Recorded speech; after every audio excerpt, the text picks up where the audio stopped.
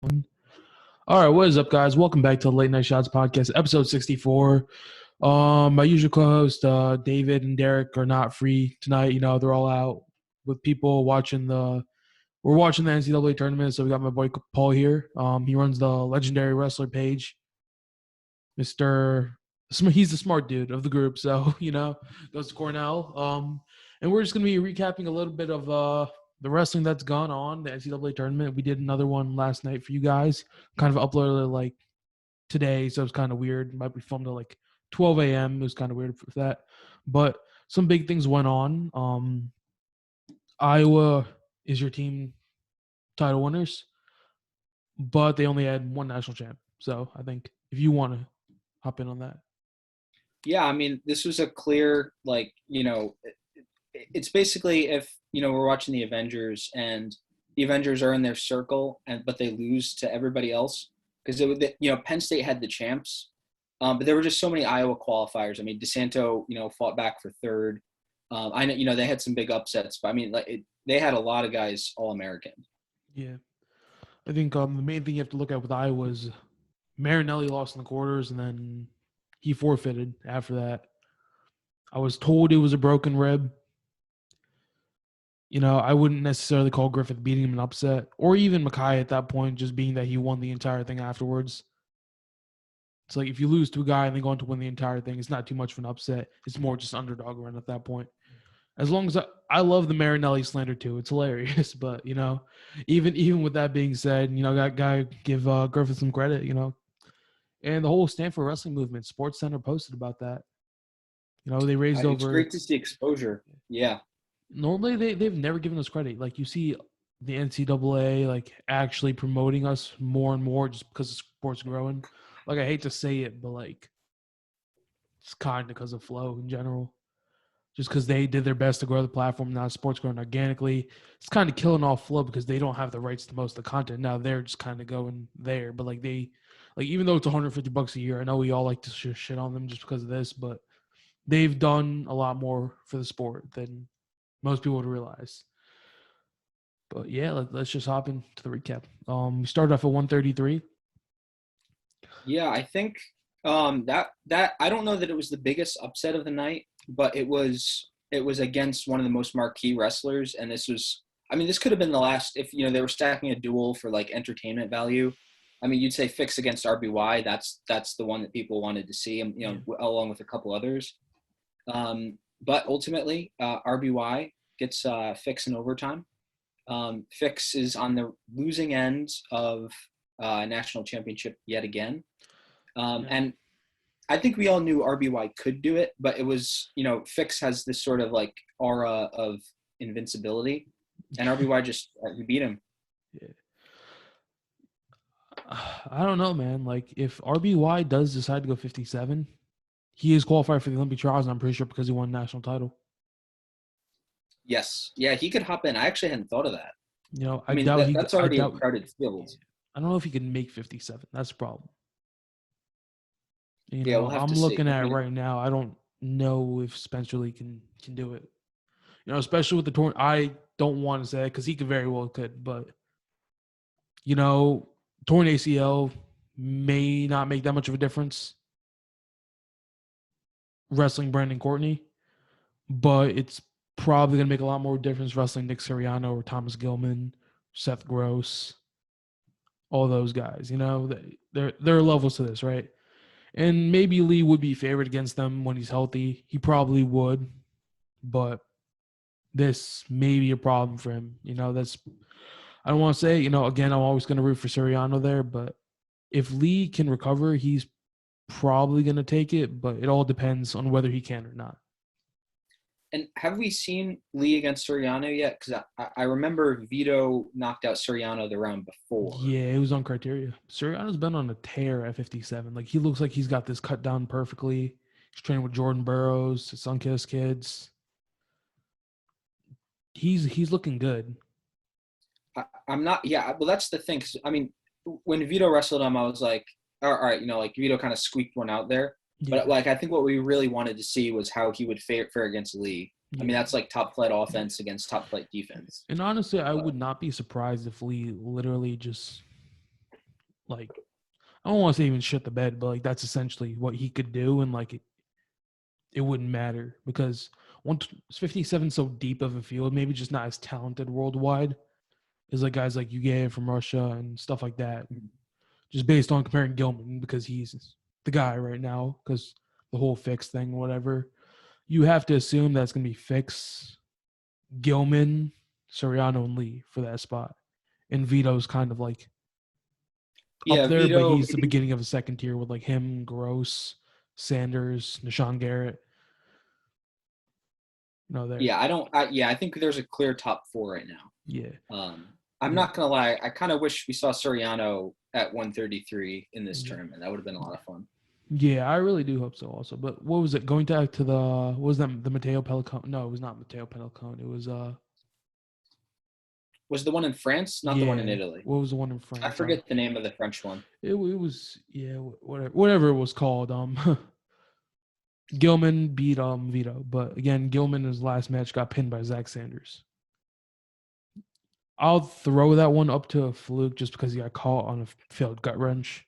Basically the same way Gabe Dean was pinned against Taylor Lujan, but Don't remind me. yeah, no, that sucked.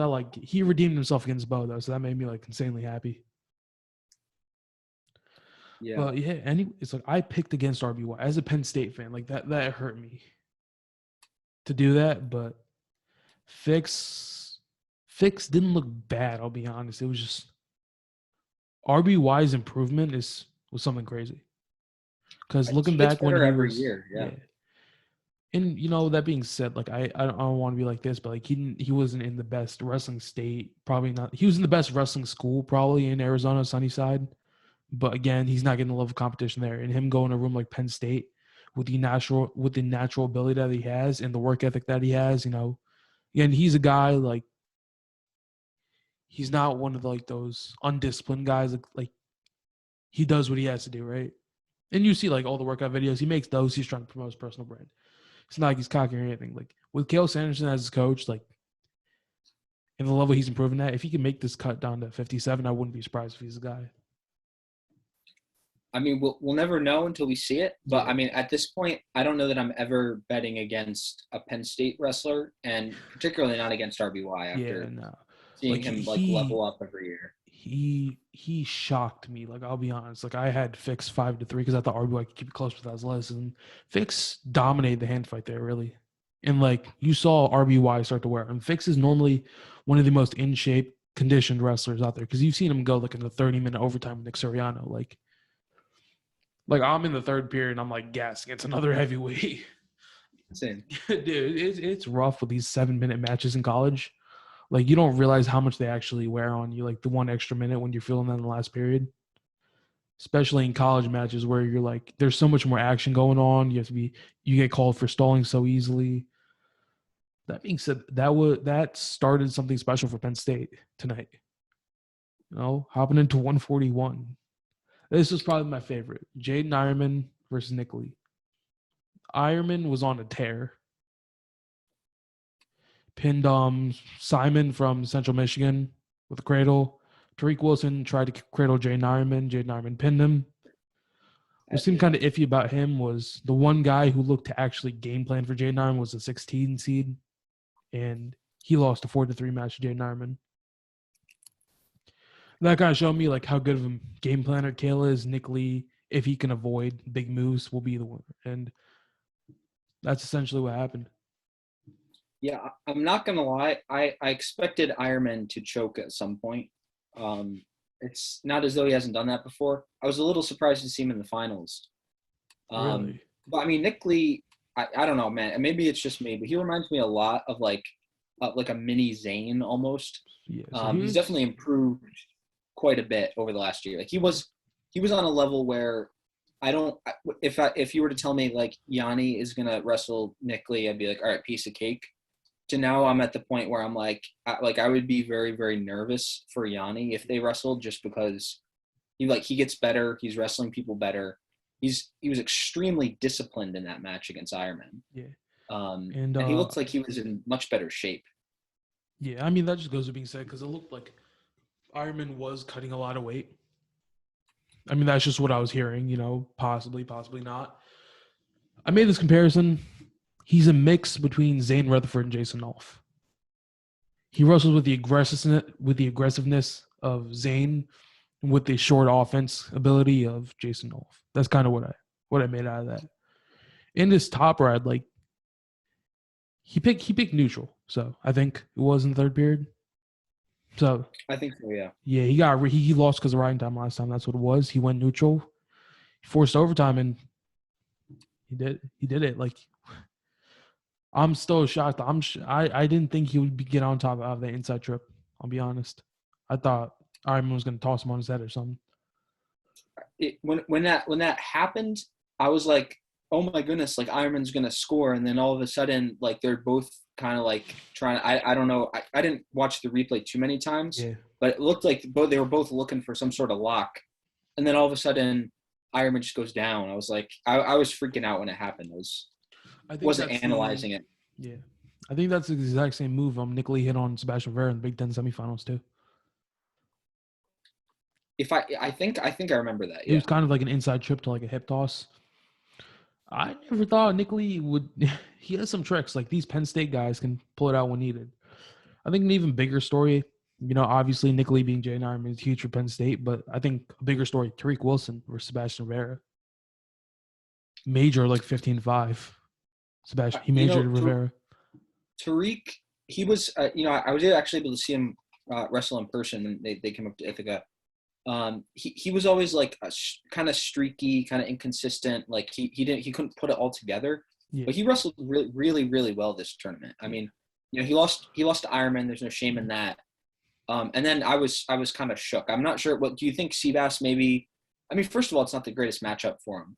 Yeah. But do you think maybe he was like disinterested, or do you think Tariq was just that good? I think I will say this: he had his eyes on the finals, as he should have. Tariq. If you look at his match against Ironman, he threw the kitchen sink at him and he paid for it. That's really what it was. And he was like, "Okay, I'm taking next best thing." It's kind of just that mentality in a sense. Like obviously Rivera just came into the match he wasn't 100% like he would have been if he was in the finals. Just mentally, probably. Obviously, I'm thinking he was still focusing, but at the end of the day, Tariq's not the greatest matchup for him, as you said. Tariq filled into the 141 weight, and I'm happy for the dude. I'll be honest. Like as a New Jersey guy, like I love Sebastian Rivera, but like Tariq Wilson deserved that win, and he did it pretty handily. I don't know what to say. If he was on the other side of the bracket, maybe he could have beaten Lee. Maybe if we're in the finals, he plays that match a little bit smarter, and I wouldn't be surprised. But Ironman looked to be on a tear, and he just wasn't the same guy the next day. I don't know. I guess so. We saw. I mean, this was kind of like this weight had the three-headed monster. It was Ironman, Lee, and Seabass. Yep. And I think we all kind of like, I don't know. I think if Seabass and Ironman meet, I might take Seabass in that. Maybe I'm like tripping or whatever, but Ironman had the easier path to get to the finals, at least on paper. But then I mean, Tariq looked really, really good. Like he deserved that 3. Yeah. And yeah, I don't know what I mean. Whoever either he's more motivated or the coaches at NC State really had him grinding. NC State had a pretty good tournament. Like I'll be honest, like it was not bad. It was just like we'll talk about 157 when we get to that, but it was just a weird tournament all around with a bunch of upsets flown. Obviously Nebraska, just not the greatest tournament. Chad Redd's a 4-time All-American, which I think is a positive there. Didn't have the best showing. I would have liked for him to possibly. I think he took 5th, but it's like he was the 5th man in that field. Just to be honest, like the way Tariq was looking that day, and you can't really do much about that. And Labriola is a 3-time All-American at 174. Venz missed the podium. I think Eric Schultz missed the podium too, which is insane to think about. There were some, I guess, I don't know. I kind of chalk it up to the weirdness of this all. Like there were, maybe it was the short season and all these different, I think the wrestlers were dealing with a lot more than they normally would have to. Yeah, and especially with all that's going on in Nebraska, it's been a rough season for them. That is what it is. But let's hop into 149. I think That's good. we had Sasso versus O'Connor. Mahler took fifth, but I think the biggest story out of this, Yaya Thomas from Northwestern, 25 seed, took third after placing eighth at Big Tens. I'm not gonna lie. So when the brackets came out, a couple of friends and I were looking at them and we're like, how the heck did he get the 25 seed? Like, Yeah, that's what I saw like too. based on talent, I think he was underseeded. Based on But performance, I mean, though. he wrestled. Yeah, he wrestled out of his mind. I mean, maybe he deserved the seed, but yeah, I think I don't know if he would be like biggest surprise overall in the tournament, but if he wasn't, he's in the top five. Like Yeah, he's pretty close to that after how he 100%. did. I will say, it's again compared to Makai Lewis, right?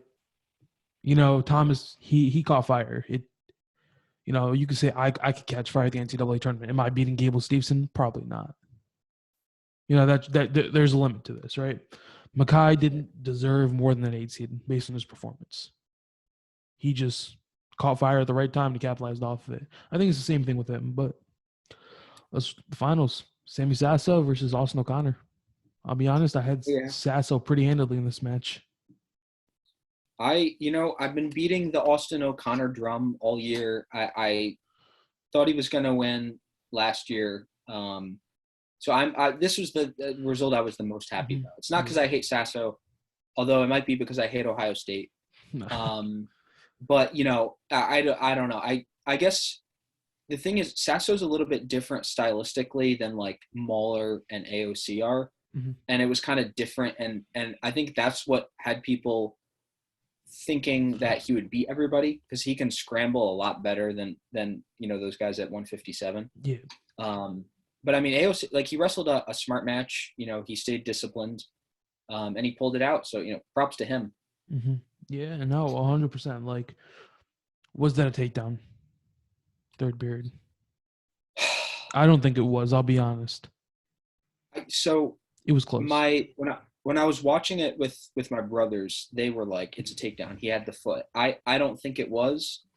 But that's as tough. That's just a call that when the refs had to review it, they were not messing with that call. Like, that's something where even if they did it wrong, it was so close that I think either way you end up, that they're not going to change it. Yeah, and I think a lot of people are arguing about this. I like Sasso. Like, I hate Ohio State too as a Penn State fan. Iowa's not even supposed to be our rival. It's supposed to be Ohio State. But, I like the dude. He just put himself in a bad situation right there. You got to push the pace earlier in the match. And normally he does that. He kind of seemed kind of tentative in the finals against O'Connor. And it just kind of put himself in a situation where, like, I don't think having the back of the ankle and it slips pretty much immediately while your arms are reached like this is a takedown. You would have to have full control over that ankle. And that's what I think. Obviously with calls being overturned, it has to be a 50-50 will never be overturned. And that's just how that is, right? It has to be a clear takedown for it to be overturned. And in the national finals, no matter what, the refs are going to get heat for that. And that's why I kind of feel bad, that you can't. They're doing their job. Yeah, I don't hate on them. I mean, I don't. It's weird because I think maybe I don't know the NCAA, like, the specific rules. I mean, he definitely, like, his hand was on AOC's foot, but it didn't look like he was gripping it like significantly. It didn't look like he was controlling it. It was almost like he put it on top, and then AOC moved his foot away immediately. And I don't know. I think they got it right. But I could see, the Ohio State coaches flipping out about that. Yeah. And ultimately, I mean, he's going to be back next year. He'll have to, avenge himself then, I guess. Yeah, and let's be honest, this is a crazy year. When's the last time you've seen Ohio State without a national champion? Actually, did they have a national champion in 2019? I don't think so. I don't think so. No. Yeah, that's insane. Ohio State's they're not in a drought. They're in like a rebuilding phase, just to an extent. They're kind of one of those schools, like, it's not like there's anything to lag going there. There's just the better option in Penn State, Iowa, Oklahoma State at this point. Like, Tom Ryan's one of the best coaches out there. I mean, Etchemendy obviously, I think it'll be solid. Yeah. They had a Etchemin, couple recruits over the last few months. I don't remember who yeah, they are, but they have some top guys coming yeah. Nick Feldman, 220 pounder. He majored Kyle Hass, I think it was, and who's number one. May just be the next. Looks like Kyle Snyder, low key built like, but may just be the successor to Gable Stevenson. I've said this before. Most likely going to be Kirk Fleet. The way he wrestled at that tournament was good. It just comes down to getting out from bottom and not getting squashed while taking. He didn't take bad shots. He just got squashed on. Let's be honest. But I would say when it happened with Mason Paris, it's one thing. Mason Paris is good. When it starts happening with Cassiope, Schultz, and just bigger and stronger guys, you kind of see that's the problem there. And again, he's severely outweighed for the weight class, but freestyle is going to, if he performs good in freestyle, it's like it's impossible to leg lace it pretty much. And, may just pull something in the trials. First got to take down Gable Stevenson, and the only man to take down Gable Stevenson. So I think that's a cool accomplishment at that. But let me see, let's hop into 157. Oh, shit. The biggest storyline, Ryan Deacon goes down. What are I your think so. initial thoughts? I mean, I was watching that, and I'm not sure if the technical term is like a tombstone or whatever the heck that was. Claw and a half. That's what I would call it, really. Yeah, I saw that. I mean, I wasn't underestimating Del Vecchio, but I think, I mean, if we're doing like as Felix said, like the next topic weights, it's 125. Everybody's like, all right, Spencer's going to win. Most people are like, all right, Gable's going to win, or at least I mean, people who maybe I don't know how you feel about that. Like I obviously Paris could pull something or whatever, or Kirk. I think, but I mean, Gable's weight was an okay take at that point. Right. And then Deacon was the third. I mean, it was like, all right, he's winning. Spencer's winning. Gable's winning. Maybe you put Fix in that category, but it was Deacon, and he didn't even get taken out by Hayden or Carr. Like that, I think that was the most surprising thing. It wasn't just that he lost. The one thing that I said was like Spencer and Gable are locks, and people like watching them. Deacon's the guy you're like, he's not that entertaining to watch, but I know he'll win, so we're just going to disregard him. And then we hear that he got pinned. It's like, oh. Keep in mind, this is a dude who's beaten David Carr, Ja'Cory Teamer, Hayden Hidley, and James Green. Yeah, James Green is the best 70 kg guy we have. The thing, wasn't he on, I think they mentioned this in the broadcast, he was on like a 29 or a 30 match winning streak at the time too. Like Deacon hadn't lost in a long time. He went undefeated his junior season, I think that would be. I think so, yeah. This may just be the start of something special for David Carr. You have to assume that. His dad was a national champ too. His talent isn't. I remember he beat our Frank Molinaro at one tournament too. Again, that's a whole Olympian. He's been a guy, I think, like the people who follow wrestling pretty closely are like, okay, this kid like has potential. Yeah. But I don't know that many people thought he was going to get to it this year. Yeah. I think it was more of like, I don't know. But I mean, you can't deny like he was wrestling really well. And he's going to be a problem for a really, really long time. Yeah, 100%. Hayden Hidley fell to fifth. Lost 18-11 to Ja'Cory Teamer. But even with that being said, did Ja'Cory Teamer have two against Ryan Deacon? Personally, I wouldn't have called it. I just think as time's running out and he's rolling through, I don't know. Yeah, I can't hear you. Boy, I don't want to go on the record with an opinion on this one. I'll say no as well. I think I think certain people are going to get the benefit of the doubt a little bit. Yeah. So maybe that was part of it. Yeah, no, I feel that. Like again, when you're up 1-0, like this isn't just a casual duel meet. This is like a high placing match. It's like, do you really want to call that? Especially when he was rolling through at that point. It's better again to just maintain that call. Hayden Hidley going to fifth was surprising me. I always knew Ja'Cory Teamer would be like the dark horse of this weight class. But again, it was a very interesting nonetheless. it. So the thing with Hidley is I don't remember the last time that anybody put him on his back. Like he doesn't give up near fall points very often at all, and that happened to him more than once in this tournament.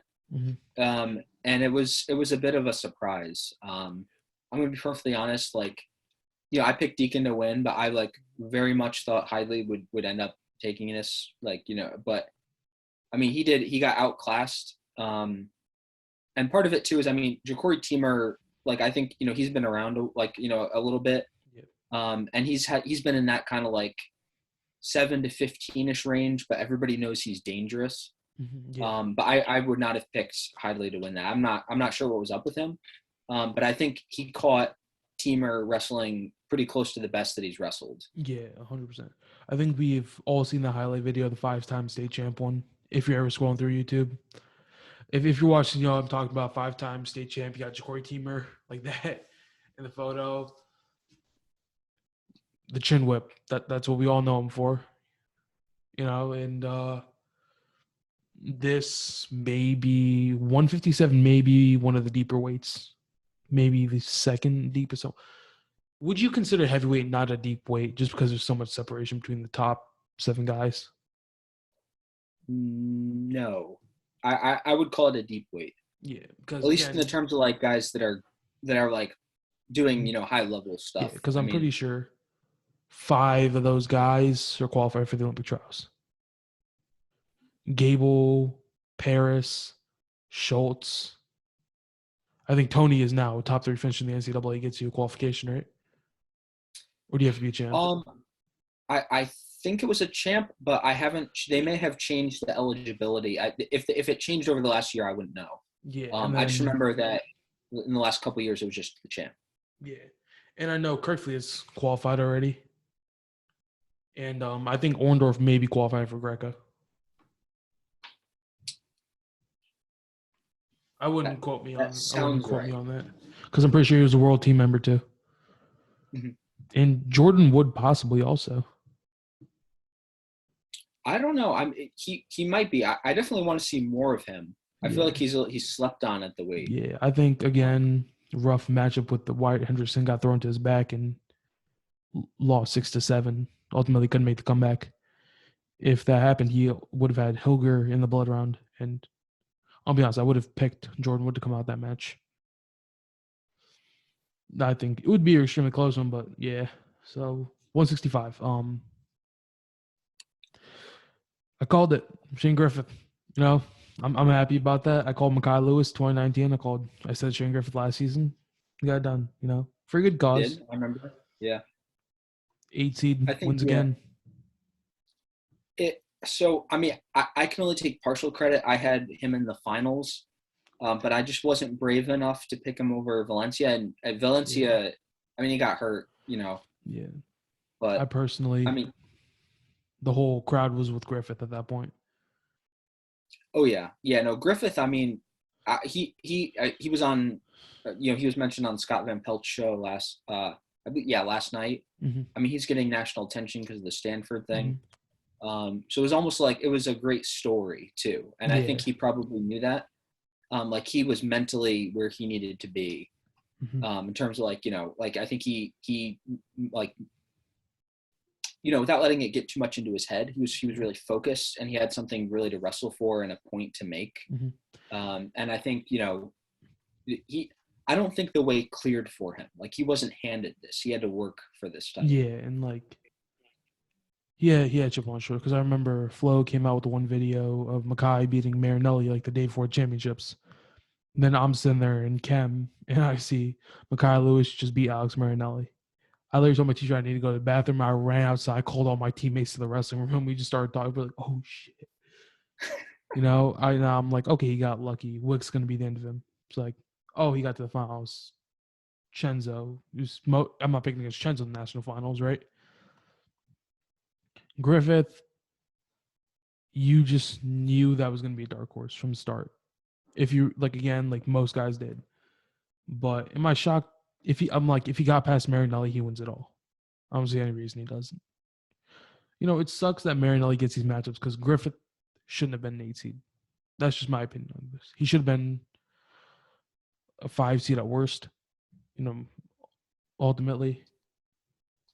But the question's always going to be, people are like, oh, would Mackay would have beat him? Mackay would have this, that. The state he was in, probably not, but healthy Mackay, maybe.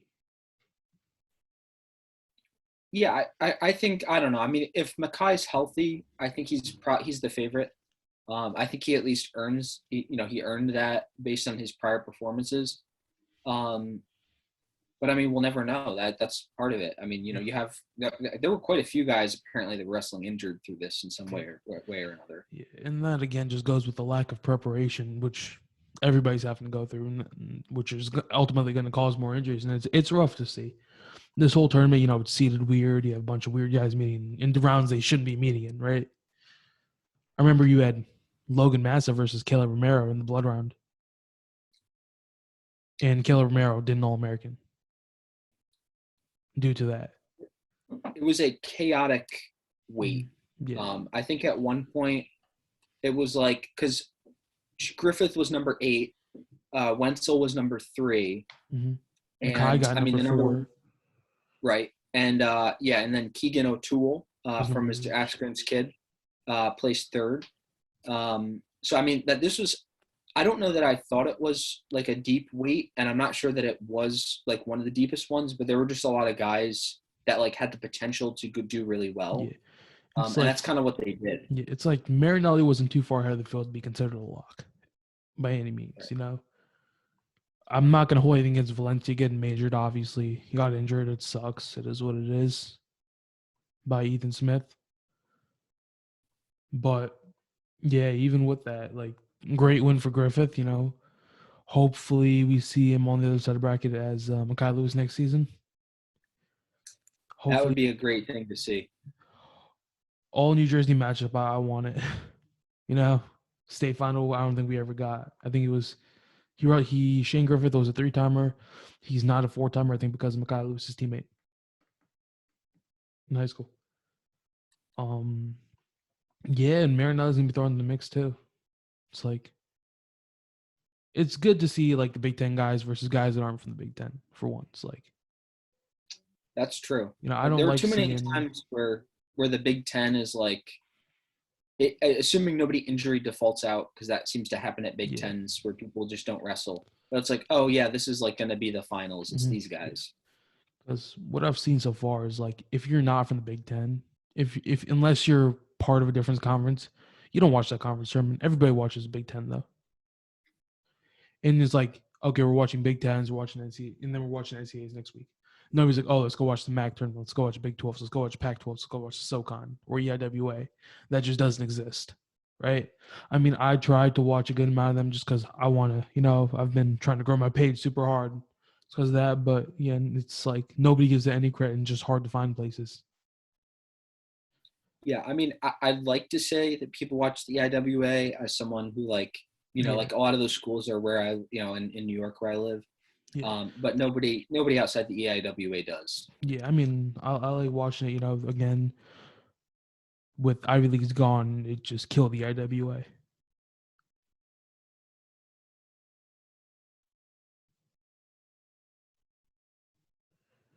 Oh, sorry, I lost you there for a sec. Yeah, you're good. I said with the Ivy League gone, like EIWA was like, it was just like not. I mean, it was unfortunate, but I mean, there's nothing you can do about it. Mhm. As salty as I still am, as much as I would have loved to have seen, Luis Fernandez have a shot at an All-American or a blood round finish or something, or Yeah, well, I mean, we'll see in the future. yeah. It is what it is. I'll be honest. I don't think he would have gotten to this year. Just looking at how I things don't think played it would out, have. No. I think he may have had. I don't even know, honestly. Like, it was a weird tournament, but 174, Starachi redemption. I'll be honest. I said to myself, I said Michael Kemmer was on another level. As a Penn State fan, like, it's like, I didn't expect it to be close. I'll be honest. Like, Starachi did it. That match. I mean, it was pretty. It seemed so. I mean, Kemmer is built, like I don't know how to describe. He reminds me of like Rocky, like the way that he looks and the way that he's built. Yeah. But Strachey looked significantly more like I don't know, bulked up in front. Like he was holding Kemmerer back, Yeah. which is, I mean, I was impressed. He wrestled. Was the final score 3-2, something like that? It was. It was overtime, I think. Yeah, it was whatever. It was like a 1 point differential, but I mean, he wrestled 2 point. But he yeah. limited Kemmerer. Oh yeah, you're right. Yeah. I mean, I'm like 1 point. Oh wait, right. It's over takedown. Yeah. Nah. But yeah, it was tight. And I don't know, man. Like, Kale has these guys coached up. Strachey, I mean, he came out, he did it. He wrestled great. Mm-hmm. And like you said, he avenged himself. Yeah. Got to feel bad for Kemmerer, but I mean, he's gonna be back next year. It's gonna be exactly. But that being said, Strachey winning is huge because maybe a 5-timer. That's true. And you have to assume that Strachey's only going to progress higher and higher from here. Assume he's going to progress more than Kemmerer, that may be a weird take. So, yeah, but again, he's so young that there's things that veterans do that younger guys just don't do. Like I don't know how to explain. It's just like the feel of it. I think Kemmerer, he's probably topped out at this point. I don't know that he's learning too much. I mean, he's gonna, like he has the additional experience. Yeah. But like I think Strachey still has untapped upside. Yeah. And it feels like just yesterday that it's like, oh look, Carter Strachey is, like Penn State's sending him to this, open or this tournament to wrestle, and he's getting some competition against college guys. Then all of a sudden, like a year later, he's winning national titles. I mean, this is like, a quick ascension. Yeah. And he's a fucking warrior. Like that's the best way to put it. Like he's not here dominating guys because he's with the finesse. Like it's rare, like insanely rare that you see a freshman. Normally it's just because they're super slick and stuff like that. Like David Carr, for example. You never see freshmen out brawling and out toughing these older guys. Like he did it to Labriola. I don't think he out tough Labriola. He just kind of outmaneuvered him at the end there. Labriola is getting one of the most tough dudes. I'll give that credit where it's due. Again, guys like Caleb Romero, guys like Logan Massa, you saw that he mentally beat them. That's really what it was. And I kind of, when he got in on the double at the end, I kind of thought he was dead to rights there. And best case scenario is a stalemate. Worst case scenario, Kemmerer reshot off of that. And when Kemmerer gets on your legs, he's almost 100%. And Strachey was able to fend him off multiple times, which is insane. Yeah, it seemed like Kemmerer was initiating a lot of the offense there. Mm-hmm. Like at least for part, I forget if it was in the third, but definitely in overtime. I think he was looking to score more, and Strachey was kind of like fending him off, keep it like kind of like not engaging too much, keeping his position as best he could. And then boom, like he goes with the counterattack. Yeah. Which I think was the most impressive because you got a guy like Kemmerer that's, actively trying to score on you. And you're able to, keep him away from your legs or at least finishing on your legs. I don't know. Like it was almost like RBY against Fix in that it was they were waiting for their chance. And then all of a sudden it's like, boom, RBY is on Fix's legs. And then boom, Strachey is scored. Which I think, is impressive. Bro, what is happening right now on my Instagram? You getting flack or are you getting exposure? I don't even know what's going on. I'm like, I had over 100 DMs. Holy after smokes. AJ Ferrari won and Gabe won afterwards. But yeah, 184. Closer than I thought. Real quick, we got to give love to your guy from Rutgers at Jackson Turley coming in 8th place, All-Americaning. I feel like we should just. I forgot about that. I'll be honest. I wanted to talk about our 184 from Rutgers first, but. Oh yeah, go ahead. I just figured we should John mention Bozansky wrestled in my county. I'm sorry, Nick, if you're watching this, but he single-handedly bodied my teammate in the county finals last season. Teched him pretty quick. Um, no, I might as well put the link in the description for you guys. No, I'm kidding, but like, yeah, no, he's a great dude. You know, he deserves it. He lost to Parker Kikeson in the third place match. He took fourth as a true freshman. I remember just last year in Boardwalk Hall in Atlantic City, he tech pinned a Harvard commit in the state finals. You know, he's no slouch. One eye, you know, that was talked about a lot, suffers from Coast disease, and he's done everything against the odds. I'd love to see, again, we've talked about this Poznanski versus Foka rematch of the state finals his junior year. Foka came out on top 5-2. Hopefully it's a different story this time. I know I like Cornell too. I like Foka, but I'm rooting for Paz on this one. But again, Foka's been underrated too. Foka almost beat Mark Hall. I honestly I forgot about him completely as of like yeah, because at every weight I'm like, man, if the Cornell guy was here, like where would they be? I forgot about Foka completely, which I should never do. Yeah, I think if, Um, again, Cornell was there, Iowa may have not won the national title. you know, it's tough because I don't think Cornell would have had four champs. Maybe They like there's wouldn't a shot have at it. needed to. They would just needed to knock off Iowa guys. Well, that's the thing is it's like Iowa only. I mean, Spencer won. I think that was the only champ they had. Yeah, but Um, say Spencer, the way he was going, if Vito was out there, who knows? well, that's the thing, yeah. But Again, if Glory I was gotta out say, there, who knows? yeah, that was the other thing. Glory, I would have liked to have seen him. He looked really good, Yeah, but I think again Vito may have progressed more, but again you can't compare freestyle to folk style. Folk style Glory, I would say, still has the edge on Vito, just for the sole I fact think that so. he's the strongest. He's the strongest Nick Suriano was at 125. The dude's I insanely strong. I hate to say it, man. Like like I watched on the live whatever it was Flow or Mm-hmm. whatever. Yeah, I saw Vito because Vito beat him earlier in the year, he and pinned then him. Glory returned the favor. Yeah, And it was just like I don't know, man. Like I missed Princeton being there too. yeah, Um, but I mean Cornell will be back. Like they got young guys, they got yeah. time. I think Dean is a senior coming up or something like that. But besides that, like Dean is junior, I Darmstadt. think. Okay, yeah. So then Yeah, they're pretty much running the whole. yeah, It's going to be a lot of recruits coming in, and yeah. I'm not going to lie. I'm looking forward to Penn State and Ohio State's and Cornell's young guys going at it. Yeah, 100%. Like even we talked about Cornell after Darmstadt's gone, you got Jacob Cardenas to fill in.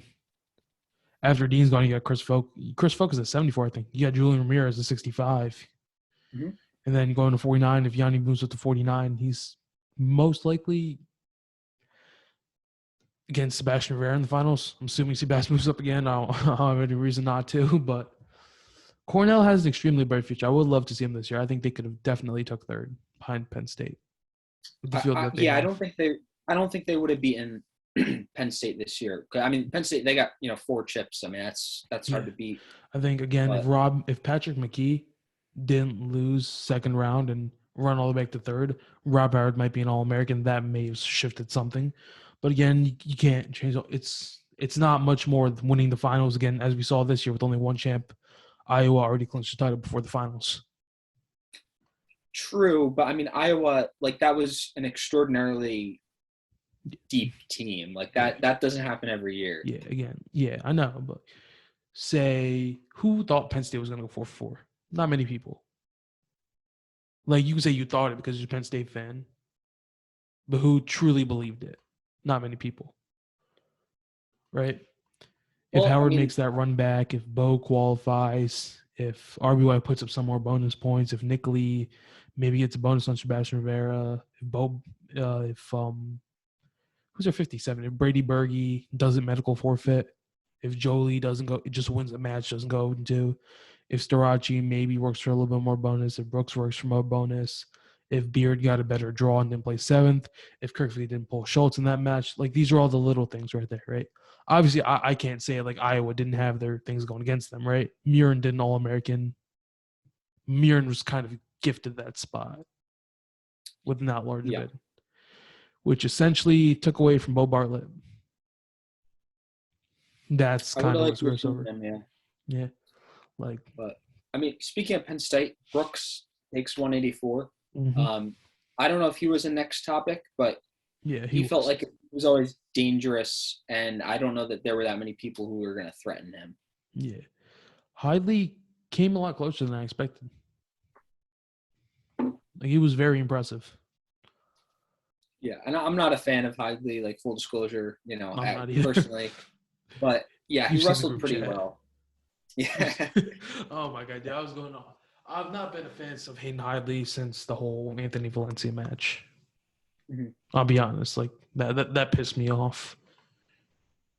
I guess he's like, I would like to take this chance to apologize to absolutely nobody. That just seemed more of being a dickhead than anything else. Not confident or It cocky. wasn't a good look. It really wasn't, And it just overall, maybe he wasn't doing this for that. You could tell he was salty that he was losing. That's essentially what that was. And that just intentionally trying to injure somebody, just not it. That's again, like, I know DeSanto has the meme behind him. I don't like the guy. I don't think a lot of people don't, just for that sole reason. Mhm. Just doing that one thing to Miocic. Again, you can run back to Brett Metcalf, Darian Caldwell for the same thing. Obviously, Brent's a chill dude. He's all that. I don't want to hold that against him, but at the end of the day, whether time was out or not, morally, that was just wrong to do. Agreed. And that's something I don't think anybody denies.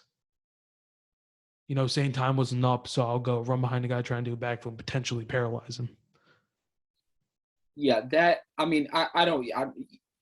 Caldwell had something coming there too. Like he wasn't blameless, but yeah, I wouldn't. That's something that if guys go up in basketball like that and you try to push somebody like that, you're getting tacked or thrown Yeah. out of the game for that. Yeah, that's insane. And it's not because, again, people are like, oh, basketball's soft, basketball's this. Like, fall Yeah, on it's your neck dangerous. off that height. It's like, rather be safe than sorry. Like, maybe if you take Kurt Angle and drop him with that fucking like 30-inch neck, probably not. But again, what would he have done if Caldwell did something happen there? You're gonna live with that guilt for the rest of your life. Your career is essentially over now, and that I remember when they did Flow Wrestling put out you have Flow subscription? I think you do, right? I do, yeah. They put out the 149, the toughest bracket ever. You watch the films or? I have not gotten to that one yet. I saw the commercial. I got to get to it, but I've seen all the promos. Yeah, I watched a good amount of that. I was listening to the Colvin interview. He was like, "Do you still have something against Brett Metcalf?" I was like, "Yeah." He's like, "I don't hate him, but after that, there's no respect, right?" And I was happy. He's like, "I broke him at the NCAAs, and Marinero finished him at the trials." That low-key gave me chills. I posted on TikTok. People got mad about that. Well, yeah, people are gonna get mad when you say anything about Iowa guys. Yeah. At the end of the day, you could say facts are Spencer Lee didn't have a great performance. He lost 100% bonus rate, right? But a 7-0 decision is not close. I'll be Yeah, that. And I think, again, we talked about the Hodge Trophy race. yeah, It's going to play a factor, but it shouldn't. The ACLs. I like Spencer Lee. I give credit where credit is due. Credit is due there. But should it play a factor in the Hodge race? Probably not. But we'll get to that when we get to heavyweight. So I want to run through 197 really quick. Biggest story of this, before we even get to my man, Cordell Norfleet, who's on Ed Sanchez Sports. I'm sorry, Ed. I love you, but we had this argument. Everybody said Norfleet over Ferrari in the finals. Norfleet did an All-American. And neither did Eric Schultz.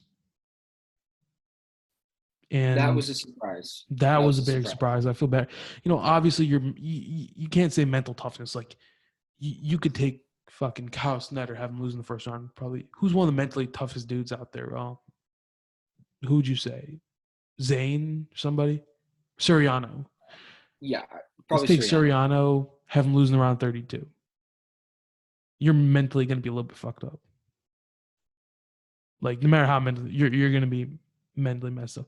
It's not gonna get the next best thing. Is like I got caught once. Like if I get caught again, it's over. And was it like 8 matches for us back to third? It's quite a few, yeah. Then give you the back 6, and then your mental match. So 7 matches to get back. I think you have to win 7 matches consecutive to just have a respectable finish at that point, compared to what your seed was.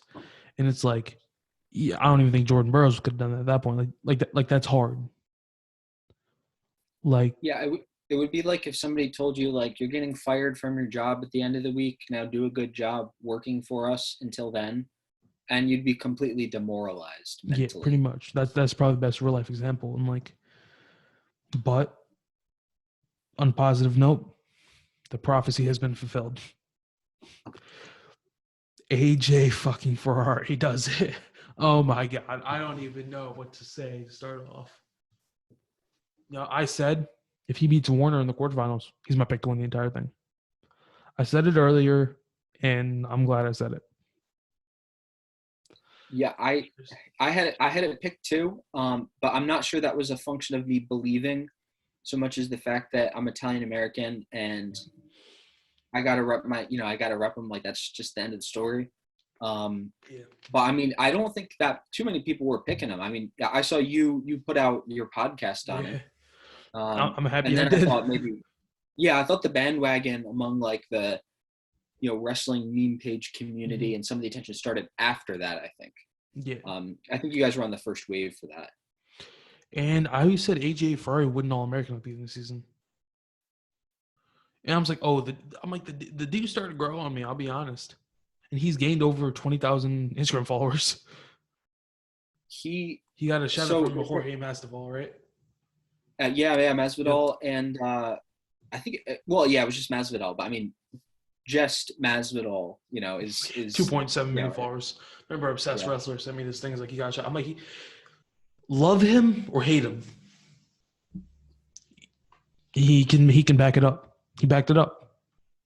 There's nothing you can say about that. I have a lot of thoughts about AJ personally. Right. I'm not going to get everything, but so when he came in, so basically, in high school, it was like, all right, this guy's a little cringy. Like he's out here like posting like his gains and all that stuff. It's like, all right, whatever. Like, is he going to be able to take the college kids? And then all of a sudden he comes in and you're like, all right, he's not redshirting. Like he's coming in. And then he starts beating these guys. And then he has that match where he grabs the dude's crotch from neutral and gets exposed on the video, like doing it on the so you had that posted, I believe. And I was like, man, I can't stand by this guy. He's lost me. And then he just keeps winning. And I'm like, he's starting to win me back. And then I think this tournament, I think he won back a lot of people that he'd lost. There's still a lot of haters out there. He grabbed a dude's dick. Like at the end of the day, who gives a fuck? We can't say it was. I'm pretty sure it wasn't on purpose. Gabe was always making fun of it. I don't think Gable and AJ actually hate. Did they even take the picture this year? I don't think so. Ooh, that's a good question. I'm not sure. I don't think I wasn't watching the broadcast afterwards. I want to see the picture of Gable and AJ right next to each other. I doubt there's any true beef. I'm not sure if I really want to say this on here, but you saw the tweet that AJ made in response to Gable posting the whole sex offender thing. But getting proved innocent, I don't really want to talk about this on here, but right. I would say he was innocent. Not something I really want to get into, but again, coming after Jordan Burroughs, political shit, I don't really care about that. But you got to be smarter than come at Jordan Burroughs. There's two takes people can have. 3 takes maybe. 1, you're disrespectful shit. 2, you're just an asshole, and you want clout. Or 3, it's not going to work against you. It's not going to work for you. But no matter what political affiliation you have, whatever that shouldn't really. You can't come at Jordan Burroughs. Has immunity basically to shit talking in the wrestling world. Anybody could come at him unless your name's Kyle Dake. You're not, or David Dell. You're not allowed to. At the end of the day, that's not personal there. At the end of the day, they're still gonna. have a mutual relationship, no matter who wins the trials match. AJ Ferrari just kind of seemed childish at that point. Gable came at him, and then the whole led to that. I don't think Gable's going to hold a grudge about that, but that was something even meme pages agreed to not make jokes about at that point. Yeah. It is what it is at this point, but looking at that, like, who thought AJ Ferrari? I thought Miles Mean would be the guy to stop AJ Ferrari, but do you watch that match? I'm assuming when AJ stepped on the mat, it looked like two different weight classes. So I will say I hadn't really connected this in my head. I probably should have, but like the strength that he had, like all of that lifting that AJ does, like it translated into an advantage because his legs are thick. His upper body strength, he looks like a G.I. Joe figure. Yeah, what does he bench? And part of the reason that he can like win is like he was keeping guys down on top. Yeah. Which he was using his strength there, and he was keeping guys away from him. And it was like there was a clear, like he had a strength advantage over everybody he went up against. Like at the end of the day, he's a humble guy. But when he goes off, he's like, you saw what happened, Jordan Burroughs, right? Yeah. At the end of the day, love him or hate him, you're watching him. And that's all that matters to him. And to be perfectly honest, I gained a lot of respect hearing him talk in the interviews on ESPN because he sounded a lot more normal than I thought he would be. And it was well, if you heard him, he's like, it's the mental toughness, it's the little things. I'm working hard. He's doing all that stuff. I'm like, okay, I can get behind this. And then he kind of goes off. Yeah. And you just saw him in general. He was having fun. Right. Like, you can take that away from him as much as you want, but true freshman national champ. Who's the last true freshman to make a national finals at a 97? It's Kyle Snyder. Oh, yeah. And what happened there? Yeah, it's a short list. I'll say that. And he's short list. I don't think there's ever been a freshman to win a title at heavyweight, and he accomplished more than what Gable did. And with the one loss, same with Starachi, they could go down. He could go down to be a better wrestler than Cael Sanderson. That's gonna piss so many people off when I say that. I can't. I will officially, like, for legal reasons, wave my flag and say I can't. I will never. You'll never hear the words better than Cael go off my mouth. But he is off to a great start, and there's no reason to believe anybody's gonna stop him anytime soon. This is all what if, right? And it's not a surprise. Records made to be broken. I've said that multiple times. I've said if you put Mijan Lopez and Alexander Karelin, Lopez should be favored just based on pure ability. And that's just, even Greco, you see the advancements. Lopez is a physical specimen. It's always the legacy. Again, same thing as Jordan versus LeBron debate. Obviously not there yet. But if Ferrari never loses again in his college career, Cael Sanderson has one loss in his redshirt year. If Starachi never loses, but again, it also goes off of dominance. That's why, again, a guy like Logan Stieber, you wouldn't really put him up there. Right. I mean, like Dake has 4 losses. Yeah. You know what I mean? Like some of these guys have losses. Yeah. But that's. I mean, the thing too is, Imar, like some of these guys, they look great, and then somebody else comes along 2 years in, and then kind of pulls the rug out from under them. So we'll have to see. Yeah, and that's just rare to happen. Who do you see coming in '97 though? Years to come. Not really anybody. There have been a couple of stacked, like, upper weight recruiting classes over the last couple of years. I don't think there's anybody, and you're more tuned into the high school scene than I am, but I can't think of anybody at 197. Again, I've said this before. This is extremely early, premature call, but if I do call it, I'll be goated, right? I said Jimmy Mullen, St. Joe's Montville, New Jersey freshman state champ, sophomore, now number 1 in the country. He pinned Chase Horn at the NLWC card. Okay. Said he will be the successor to Gable Steveson, or heavyweight when he comes to college. He may just be the next dominator of the heavyweight weight class. Because, again, I've said before, we've seen it, going back to either Zach Ray. Zach Ray was like 280, 5'10", big. Tony Nelson was a little like 275, 6'5", lean. Nick was Dice like 6'3", 260 when he won. Scott Snyder was like 5'11", this. And now this was like the median at Kyle Snyder. Now we're seeing Gable Steveson, who's just as fast, bigger, just as strong now, maybe even stronger.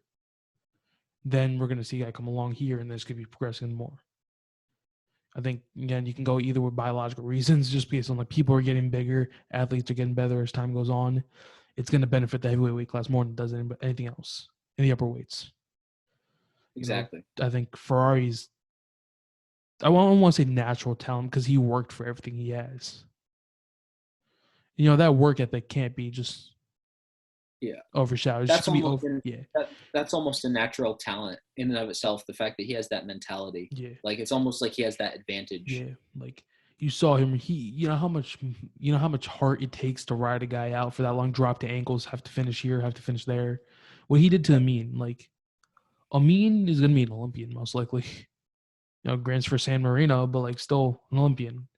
And it's just actually insane to see like he lost to a true freshman. And AJ said in the interview, "I'll be a heavyweight." What I want to go for that is, I don't think he's gonna move to heavyweight just yet, unless he can't make the cut. He could still redshirt next season. True. He's stall out a year to fill out heavyweight. He's about 225 before he makes his cut. Yeah, so he walks around that. Yeah, and if he can bulk up to like 230, 240, he can hold that frame.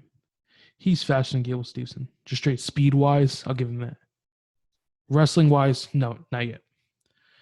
If he bumps up, say he wrestles 97 next season, he bumps up. Oklahoma State and Minnesota normally, I think, have a dual meet.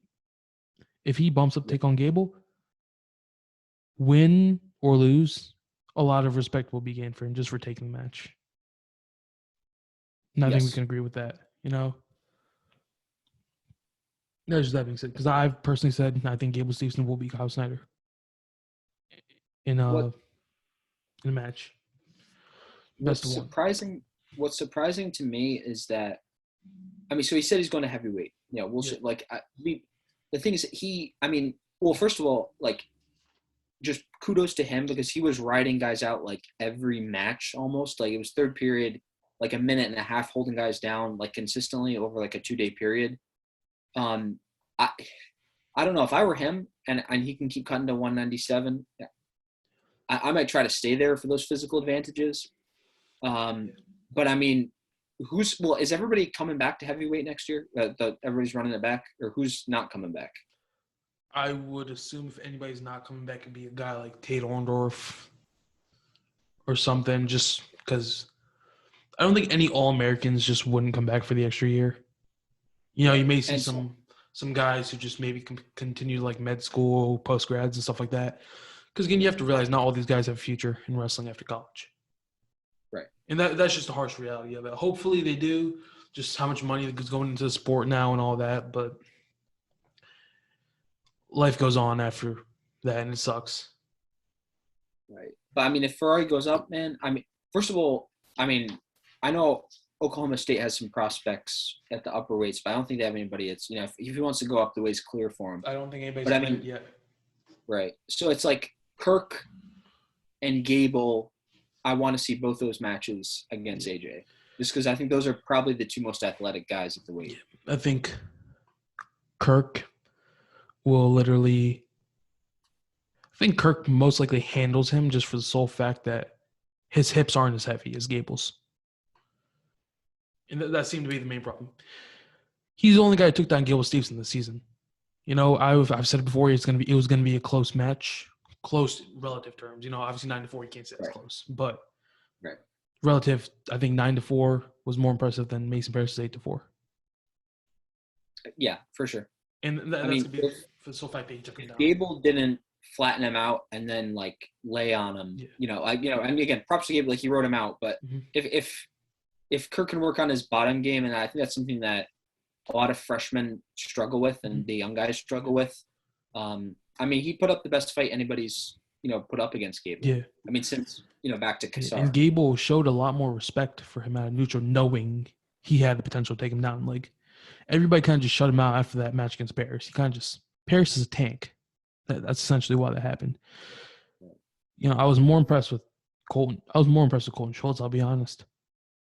That man is the best hand fighter in college wrestling, and it's not close. He was driving guys off the mat. Like, you know how good you have to be at hand fighting to like move around a guy like Adam Kuhn? Not like Gable where he just snaps your hands, moves you around because he's quicker than you.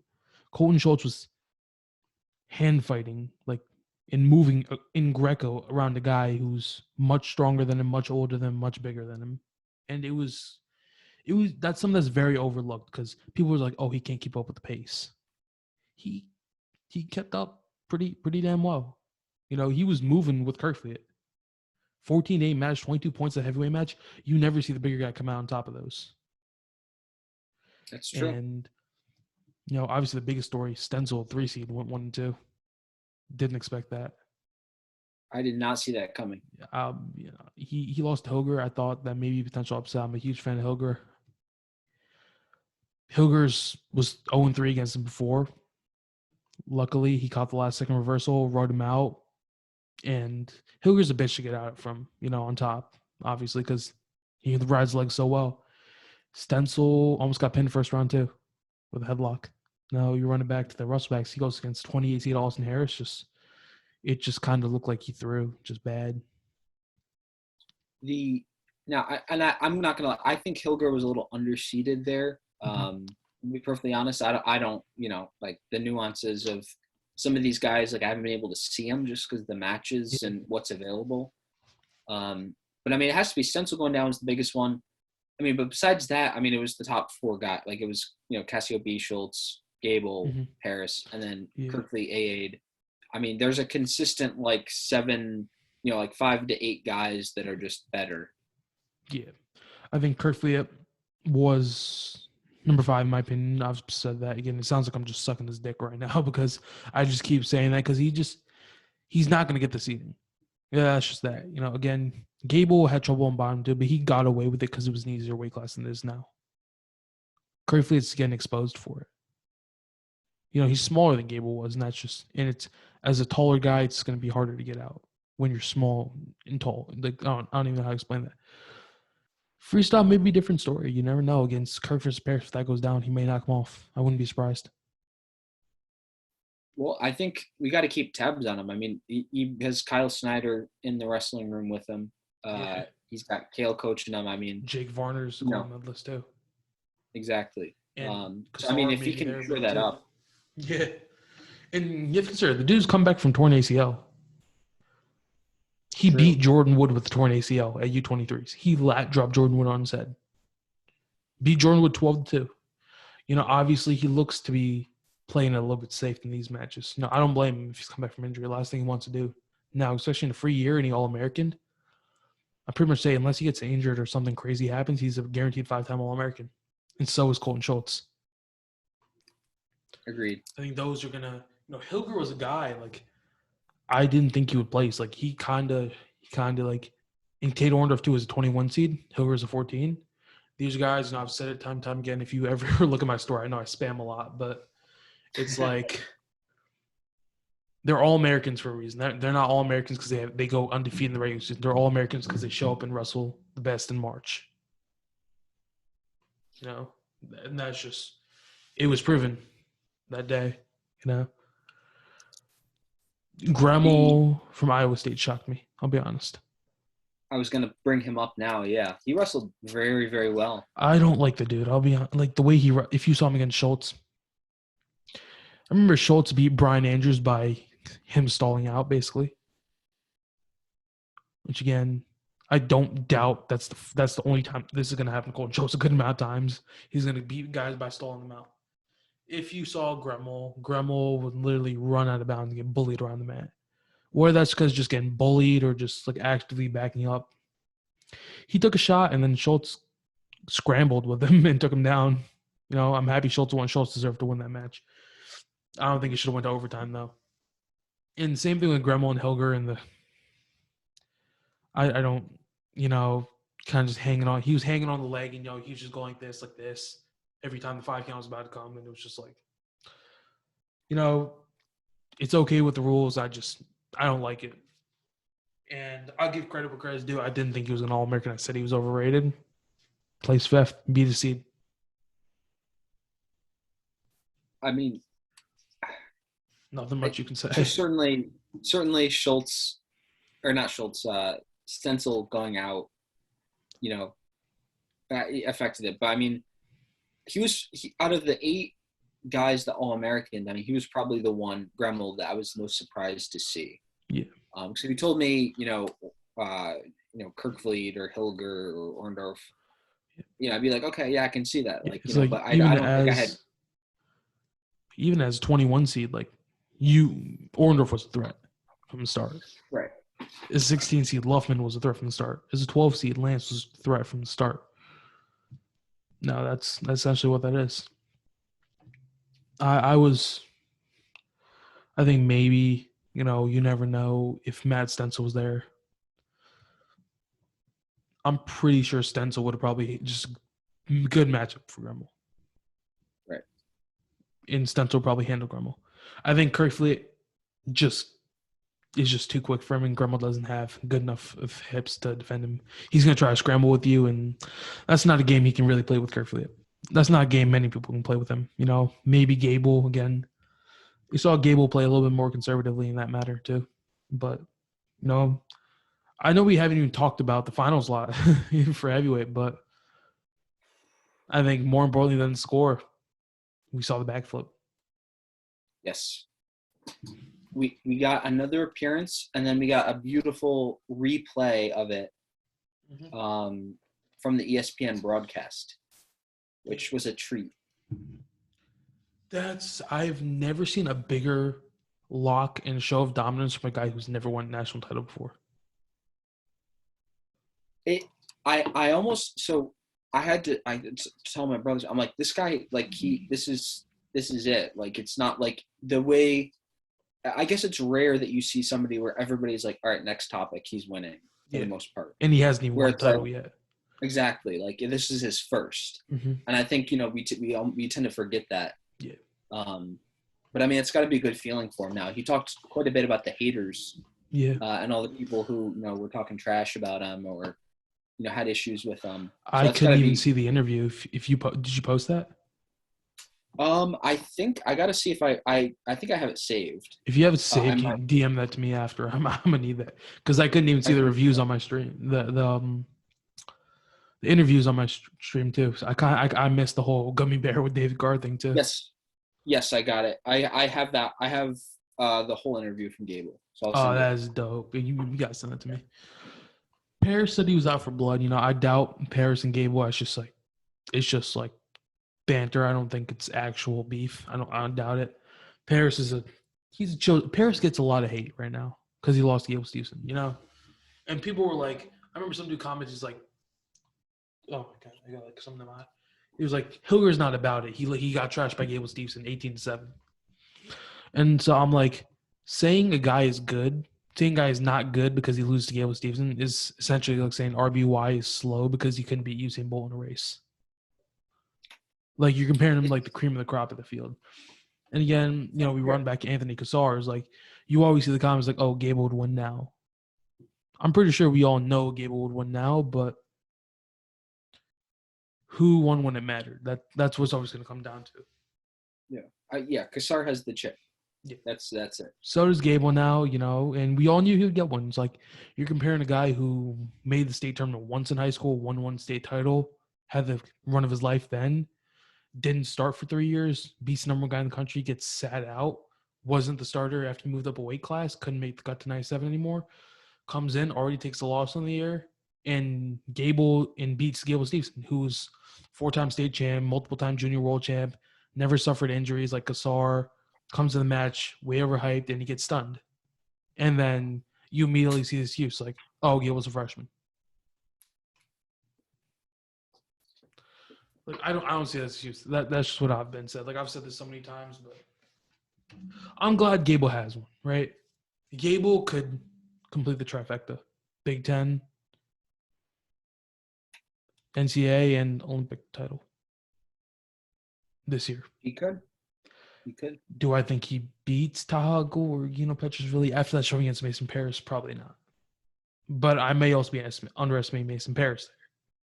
I will give Gwiz the edge over Mason Paris if they wrestle again. Gwiz is a much smarter wrestler than Gable or Paris. It's just, is he good enough? That's what's going to come down to. I wouldn't be surprised if Gable walks through Gwiz twice and texts him. He's my pick to win the title, no doubt. Now, because I'm all of these cards that Flo puts on are getting blurred into my head. Didn't Gwiz and Paris split if they wrestled? So Paris went up 8-0 on Gwiz, and Gwiz took him down, caught a lace. He's up 12-8, and then starts bullying. Second time, it was like weird. Gwiz started scrambling with him. Gwiz is a scrambler. Like, we all know that from his college wrestling. If you've ever watched him, it's like you see all these like 15-year-old kids just gassing up Gable. Like, Gwiz isn't one of the Gwiz is the best collegiate heavyweight of this. I put him over Snyder. That's just my opinion. Even though he lost, I think what he's done was more impressive. Except he's just one national title short. But the level of dominance he displayed was higher than Snyder. 88 match win streak there. Snyder losing his senior year was like, I don't know. To a guy that Gwizdowski beat. But Gwiz is underrated now. Yeah, 100%. He was underrated his entire career. Like, he comes in as a nobody freshman for Binghamton, places 8th in the country. And then he proceeds to knock off Tony Nelson in the finals next year. Right. Like, this time, Tony Nelson was considered like God. Like, have you seen what that man was built like? Like 6'6", 285. Like, people say 285 heavyweight is just like slow and fat. No, that man was 6'5", 285, and it was like perfection. Like, for Minnesota standards. Like, he's the greatest Minnesota heavyweight so far. Until Gable wins another title, I'm not going to change that pick. That's based on their legacy. Obviously Brock Lesnar is going to go down legacy-wise just because the sole fact that he's a WWE superstar. But I know we wanted to talk a little bit about the Hodge Trophy race. And you had your views on that. I think you said Gable. I mean, honestly, I would probably give to Lee at this point. But just for the sole fact that I think they will give it to Lee. I would personally just give it to Gable based on that because I don't think the torn ACL should play a factor in this, as we talked about before. So if you want to give me your views on that, you can just go. Yeah. So I pulled up their records on WrestleStats. So going sort of sequentially. So Lee beat Liam Cronin, number 13. He beat Pat McKee, who was 20. He beat Ragusin, who was 12. Foley, who was 7. Schroeder twice at 10. And then Hildebrandt and Courtney. Mm-hmm. Right. So he didn't face the number 2 or the number 3 seed all year. He didn't face number 5 or 6. And so, say what you will, his schedule was inflated with a lot of easy W's. In contrast, we have Gable took out number 17, Christian Lance. I'm going off of WrestleStats. Yeah, and Christian Lance was 12 seed at NCAAs. He was ranked as high as 7. Exactly. That's the best sense I can give you there. Yeah, and then he majored Cassiope. He beat Luffman. Pinned him in 33 seconds. Exactly. That's where, you have to. He teched Orndorff. Mm-hmm. He beat Lance again, although I think that was an injury default. He teched Lance the first time they wrestled. So. And then he majored Paris. Mm-hmm. He beat Wyatt Hendrickson, who's number 13. He beat Kirkvliet. He beat Cassiope very badly, and then he beat Paris. So very badly. He was going up. Yeah, he was. Well, major 16-6.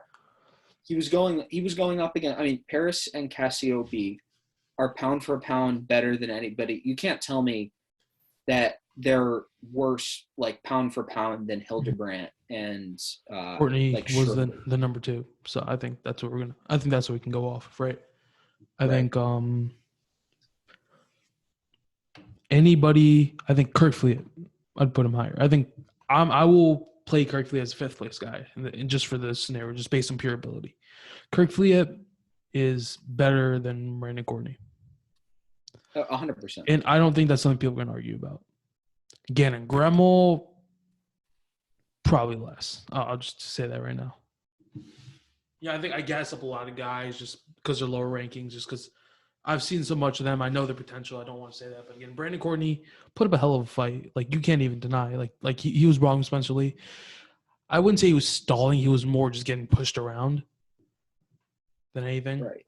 And well, that's the thing is he played the edges pretty well. Mm-hmm. But I'll just say this. So if you look at the I pulled up the All-Americans list just so I don't forget. Mm-hmm. So Gable took out Mason Paris at 2 twice. He took out Cassiope at 3 twice. He beat Kirkfleet, who finished 7th, and he beat Orndorff, right? So that's against 2, 3, both twice convincingly, and then 7th and 8th. And then if you look at Lee, he beat Brandon Courtney and at 2, who finished 2nd. He did not beat the 3rd place finisher, Pat McKee. I don't believe so. He beat Hildebrandt, but after that, he didn't beat Lamont, who finished 5th. He didn't beat Latona, who finished 6th. He didn't beat Killian Cardinale, who finished 7th. And he didn't beat Barnett. Beat Cardinale. Oh, he did? Yeah. Okay. Well, the point is, he that has, being said, he got taken down twice in that match. He has much fewer losses to the people who ended up finishing in the top 8 at his weight than Gable, who beat the number 2 and 3 twice. And I said this, people were saying it's a bad statement, but I really don't think this is too bold of a take to make. A major over Mason Paris is more impressive than anything Lee could do. Given the people at his weight this year, no Glory, no Vito, then yeah, I agree. And that's not any fault of his, because this goes back to if you watch the Jordan Burroughs versus Kyle Dake debate. It is impossible for Jordan Burroughs to have a better collegiate win than David Taylor, than Kyle Dake. Right. Again, because Kyle Dake beat David Taylor, who's the best guy Jordan Burroughs had a chance to beat, Andrew Howe. Yeah. Howe's good. He's never going to match. He never matched what Taylor's done in college. 4-time national finalist, 2-time champ. And that just goes without being said. And that's going to require, in my opinion, Lee would need to put up a lot more bonus points. And, with the 2 torn ACLs, it's like that's going to play towards a sympathy factor at most. Lee probably will just get handed it because of that. And not to say he doesn't deserve it. I think the race is very close right now. But Lee would needed to at least tech his way through the tournament. Yeah. Yeah, I think the only thing that throws a monkey wrench into this would be, a guy's wrestling with like missing muscles. Yeah. But again, that's just such an odd, I'm not sure it would be rewarding Lee so much as it would be penalizing Gable. Like, it depends on how you look at it. It's like, because Gable didn't have 2 torn ACLs, he doesn't win the Hodge. Right. It's did Robles win the Hodge everybody. The 1 year he won the title? Did who? Did Anthony Robles? Ooh, that's a good. That was before my time enough that I don't remember. You want to search that for me real quick? I can't. I have no Wi-Fi right sure. now. That may be a very interesting take. Anthony Robles. Because I think if Anthony Robles did not win the Hodge. So, hold on. He was named Outstanding Wrestler at Nationals in 2011. And let's see. He was a national champ in 2011. This is, I think if Robles, oh my God, I got so many story shares. Well, this is the best time. I mean, yeah. I'm glad my page is getting some views, but I think if Robles won that again, that's not something, again, he can control. Yeah, not something you can control at that point. It's like, what do you want Gable to go tear both of his ACLs and win national title? Like, right. And that becomes the dilemma there. It's like, how do you can't reward that. It's like, you don't know how bad the injury is at that. It could very be like 95% recovered right now. Well, that's the thing, because I think Yanni had an ACL out when he won as a freshman. It wasn't a fully torn ACL. It wasn't a fully newly torn ACL. It was mostly recovered. Right. Well, he said, because I think he said they were double. He said he hurt one, but the other one, he said in the interview it was Jack Miller. I mean, he had a year to recover from that. There's a I don't want to It's like there's a difference between tearing the entire muscle off or just having to tear in the muscle. Right. And that's where that becomes. That's just a gray area there. Yeah, I don't want it to sound like we're like, oh, Spencer Lee wasn't that injured or like he wasn't completely thrown out. Like, because we don't know. But, right. But I mean, regardless, I mean, I would just feel bad because I think Gable had a better strength of schedule significantly than Spencer. Again, that's not to the fault of his, but again, with that, I would say you can't say. I would consider Tex and Pins kind of even though by standards they're not, and pure Hodge criteria they're not. Strength of schedule is going to be the biggest gray area. What would I like is if they split it. That would be cool. Gable, the 125 heavyweight, that's just like the dream thing. I know. Spencer Lee and Gable Stevenson both won the Hodge. Like I'd consider that pretty dope. It's like, when did Bo Nickel won the Hodge? I think the last 2019. Yes. Hayden Hidley is the reason Jason Nolf lost the Hodge, pretty much. Right. No, and that's just what that is. You're right. Brandon, I think an 8-4 decision over Mason Parris is more impressive than 7-0 against Brandon Courtney. Agreed. Yeah. I mean, that's no shame. Nothing against Courtney, but I mean, he's not Vito. He's not Glory. Yeah. And I mean, pound for pound, I mean, you can make an argument that Parris win is more impressive than a Glory or Vito. Like, you can make that case. Yeah, and I think that's for the sole fact that the best thing you can have at heavyweight is a win over Nick Wastowski. And who actually has that? Like, in college, there's two guys who have it. Mason Parris and Gable Stevenson. And it comes to the point where it's like Cassiope's most likely never going to get teched by Gable because they wrestled over like 20 times in their career. And the fact that Gable's able to widen the gap now is actually insane. Curry Fleet matches up amazing. I think, how many times has Spencer been taken on? How many times has Gable been taken on? Gable's been taken on once. Right. And still won the match by a solid margin. So I don't see any way. I think Gable's over a 90% bonus rate. How many matches Gable Stevenson had? Gable had. Yeah, I'm looking at it. 1, 2, 3, 4. So he had, if I counted right, he looks like he has about 17. 88% bonus rate. Something close. Yeah, I think you're right. So I'm assuming Spencer Lee had 17 also. Spencer Lee had less. Spencer had 1, 2, 3, 4, 5, 6, 7, 8. That's going to be an interesting conversation. 12. Spencer had 12 matches. So 11 divided by 12. 91% bonus rate. That's close enough. I think you can go against the stat line there. Yeah. No, it's going to come. Spencer pinned a lot of guys in the first period, but I think Gabe was most impressive. Straight up numbers-wise is a 33-second pin over the number 6 guy in the country. Spencer had 24-second pin over Rayvon Foley, but Rayvon Foley didn't place. It's like, I mean, if you're going to hold the scoring system, like a heavyweight's never going to win the Hodge. Like, if you're like, oh, it's because the heavyweights just don't like it's much easier. Like, for Spencer, heavyweights have won more Hodge trophies than the other weight class. Well, that's what I'm saying. Like you have to understand fans like are the never kind of wrestling that's being done. Yeah. And you have to think about who are those guys? Kerry McCoy, Steve Mako, somebody else there, but Spencer Lee is the first ever 125 to win the Hodge. Obviously heavyweight would still be the most if it weren't for 165. Burroughs, Taylor, Dake coming along. Half of I think 3 of the Hodge trophies are for Kel Sanderson in 97. That's just Kel Sanderson, He's a goat of college wrestling. You could make a case that he's the best American wrestler of all time, but there's always going to be that what if because he didn't finish his career. Right.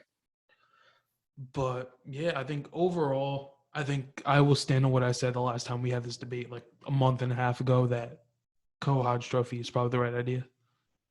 Because I don't see any way a 91% bonus rate can't be, or 81% bonus rate wouldn't be rewarded in any single way. Well, I mean, the thing is, it's like they're both name brands. They're Hmm. both hugely popular. It's not like it's like Brandon Courtney who's having a really good year out of nowhere. It's like it's Spencer and it's Gable. Hmm. I mean, they both ran through their brackets.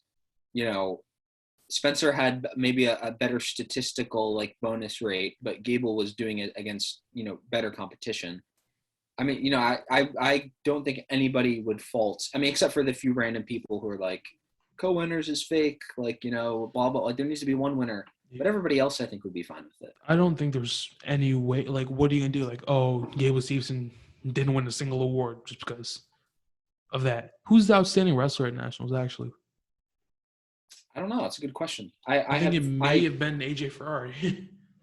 I wouldn't be surprised. Basically, as soon as the broadcast was over, I like tuned out and I have not looked back. I did also. I'll be honest. Mine shut off pretty early. I don't even know where I found this information at. This has turned into a lot more interesting as an episode. I think this. I always tell people to listen to the end. I'm only sure like a few people do. I mean, you don't listen to the end, you don't get the reap the benefits. I don't see. I typed in 2021 outstanding wrestler, and I don't run to the NCAA page. NCAA wrestling. Oh, Shane Griffith. Oh yeah. Oh, okay. You know what? They had Shane Griffith up there, and I thought, oh, it couldn't have been him because I was looking for AJ, and I was like, oh, duh. Like, yeah. I'm like, yeah. Obviously, I don't think that he didn't have a more impressive. I don't think he was a dark horse. I'll be honest. Like, I don't think he deserved an 8 seed. I think he deserved more. We've already been over this. He was my pick to win the tournament from the start. But yes, I would consider that very outstanding wrestler worthy. I think the biggest win of the night is wrestling for the fact that Bleacher Report actually put out an article about wrestling, which really for their outlet, yeah, it said they had like the standings updated and everything. That's very rare for them to cover. Oh, there's nothing posted on their feed though. Oh, maybe not. I saw it on the when I just Googled outstanding wrestler now, so maybe it's not up yet. But they have so many different pages. I've been trying to expand my thing. I'm trying to expand to all different platforms. Maybe make some more pages and just build like a whole brand off of this. You're gonna have Heavyweight Nation, Lightweight Nation, slightly less heavy than Heavyweight Nation at 197 Nation, and then dude, what if I come out with like 10 pages, just have people running them for me? You'll have this is dope. Ooh, that was Gable, right? Doing the somersault? Yes, sir. I think the fact that Gable did a backflip should give him the Hodge immediately.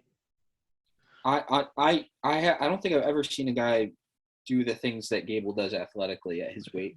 I'm pretty sure Paris or Kirkland could probably do a backflip. Yeah, but I mean, he does it like running up and jumping. It's pretty cool. Yeah. RBY commented. Oh wow. Oh, he's getting a lot of verified folks talking to him. Who? RBY where? Oh no, Gable. Just the comments under that. He looks like. Oh, I mean, yeah. Everybody knows who he is. Looking out of water. Parker Borderos. Yeah. These are all they're all football players. Football players get. Did you like the?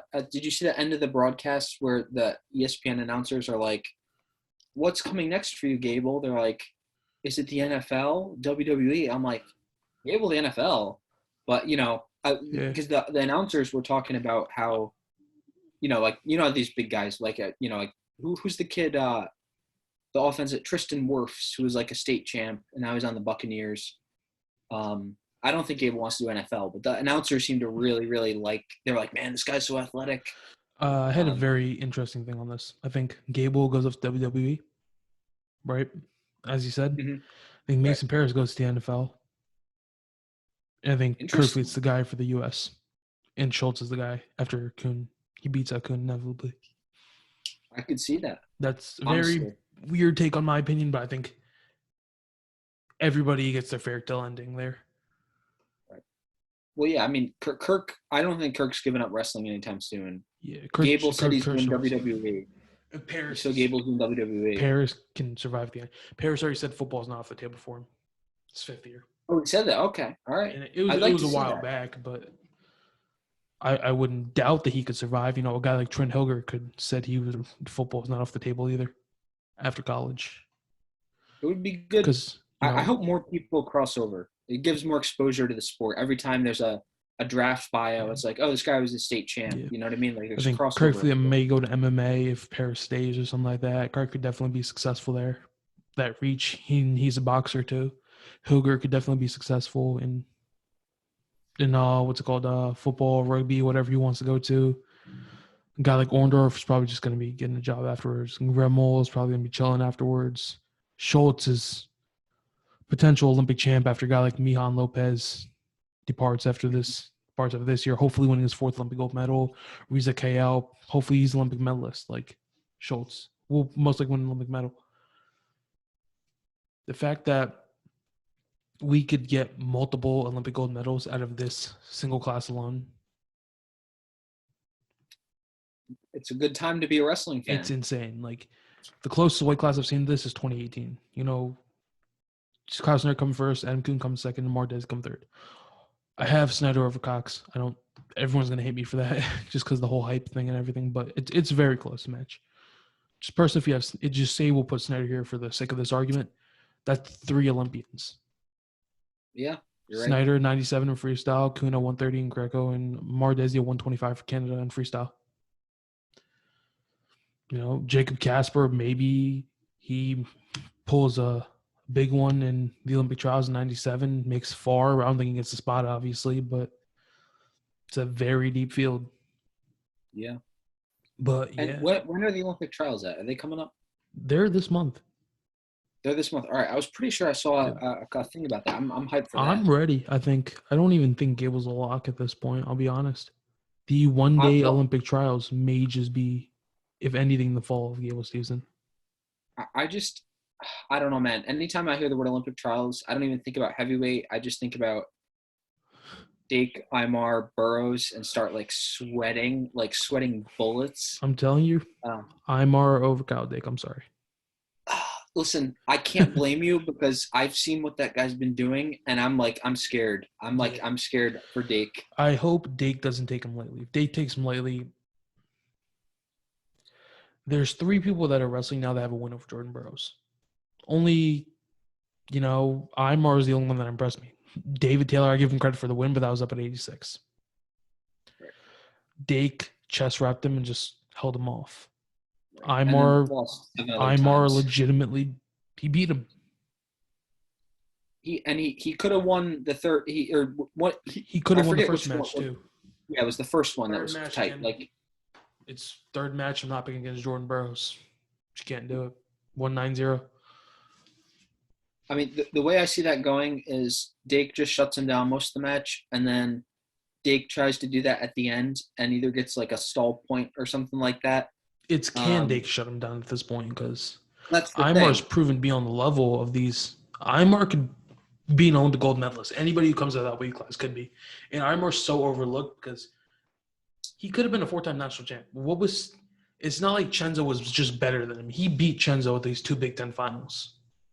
He just lost. He's one of the best wrestlers ever in NCAA history. People forget about that. He has 3 career losses, I think. It's not many. It's 1 to Jason Nolf, got caught in pin, 1 to Imar, 1 to Chenzo, got caught in pin, and 1 he just lost. That was it. The thing that has me worried about that guy is I saw him go to task against JB at the end of some of those matches. Mm-hmm. And it's if the storm comes against Dake, I don't know that Dake is going to be able to hold that off, I think he can do it most of the match, but last 30 seconds, Imar trying to score against Dake doing his usual, backing up, trying to, hold you in an underhook or something like that. I don't know how it's going to work, but man, it's going to be a wild. And you have to agree that he's the most underrated wrestler in all of wrestling right now on the senior level. Perhaps it's because it's JB and Dake are ahead of him. Any other and they're just counting him out. I think I wouldn't be surprised if they were to go down. It's if we look at 86, I wouldn't be shocked if Gabe Dean beat David Taylor. I'm praying for that. I like both of them, but I've been a fan of Gabe Dean. I will stand on that. He was robbed in the national finals against Bo Nickel. I'm not going to stress that too much because he got redemption. And whether how dominant it was with how good Bo Nickel is at 86, it's more of a mental booster than anything that could have happened.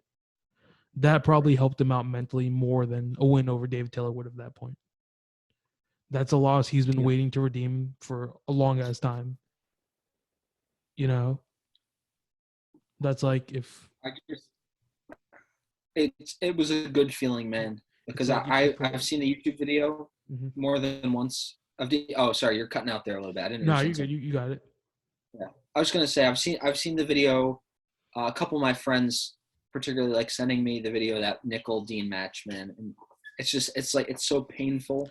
It's like, But it's great to see him get the win. yeah, it's like, was that too? It could go either way. I'm sticking. I think Dean should have won that, but I'm I, biased again. I do too, and I'm a Penn State fan, so But I think Bo's had a lot more close calls than people think. No, Martin got the best. Martin got the best of my hate Ohio State as it is. Being a Penn State fan, there are rivals. I'm happy for him that he won that match. That was probably one of the best underdog stories ever. it's one of the few matches that like I think most wrestling fans, if they rewatch it, Mhm. will get like chills. Yeah, it's like I posted it and everybody's like, "Oh, that's Bo Nicholson. That's this. That's this." I watched that. I'm like, I'm getting chills like right now just talking about it. Like that match, like you can't feel anything but happy for the dude. Same way, like, dude, I literally got goosebumps right now. But like Kyvan Gadsden versus Kyle Snyder, like his dad passed away the year before, comes into the match, he's like, I'm doing this for him. Beat Morgan McIntosh in the semis, I think it was. Pins a future Olympic champion, national finals. And again, I was talking to Don Bradley is obviously. I was talking Yes. to Dom about this, and I remember our podcast. That was probably one of my favorite I ones was I've talking done. to Dom Bradley, he says casually. I Throws mean, out yeah, there. yeah, like he's been supporting my page for a long time. Like I love the dude, but it was an awesome. Like you can't feel anything but happy for the dude. Like you can be an Ohio State fan. Like I don't like I'm a Penn State fan, and that Bo Nickel losing to Miles Martin hurt me. But like I feel happy for the dude at the end of the day. You know, like just like wow. It was like I would say again, David Taylor versus Bubba Jenkins. Just you don't feel happy for the dude. It's just like a badass moment. That was pretty dope, especially when Bubba was feeling disrespected there. Mm-hmm. The Yeah, wasn't that in a recent Flow film? the It was in 149 the Penn bracket, State. the Penn State Oh, it one. was in Yeah, that one too. I It think was because I haven't probably seen the yeah. 149. The But yeah, I was watching that with 149 my one, dude. brothers, and they're like, Yeah, I David remember. Taylor lost because they don't. They're younger. They don't know who Bubba Jenkins is, Yeah, but they know who like David Taylor is because like yeah. he's currently like, wrestling. I remember when I And I'm went to like, yeah, watch that too. It was like I got into wrestling my freshman year of 2016. I think it was. The first national final I saw was Cobb Snyder versus Conor Medbury hmm, because I just wanted to go watch one of my Wickets. I didn't know much about wrestling. Now I'm so into it that like I've seen all these old matches. Like I'm out here watching like Carlton Hasselrig, like from like the 1980s and stuff. Just like going back and seeing old matches. I'm like, heavyweight has always had athletic freaks in it. It's just more and more of them are coming now. right. The weight class isn't evolving. It's more just it becoming a normality for guys to be athletic freaks. And I remember in the comments section of that flow, some dude was trying to argue with me that the 133 bracket from 2019 was harder than that 149 bracket that year.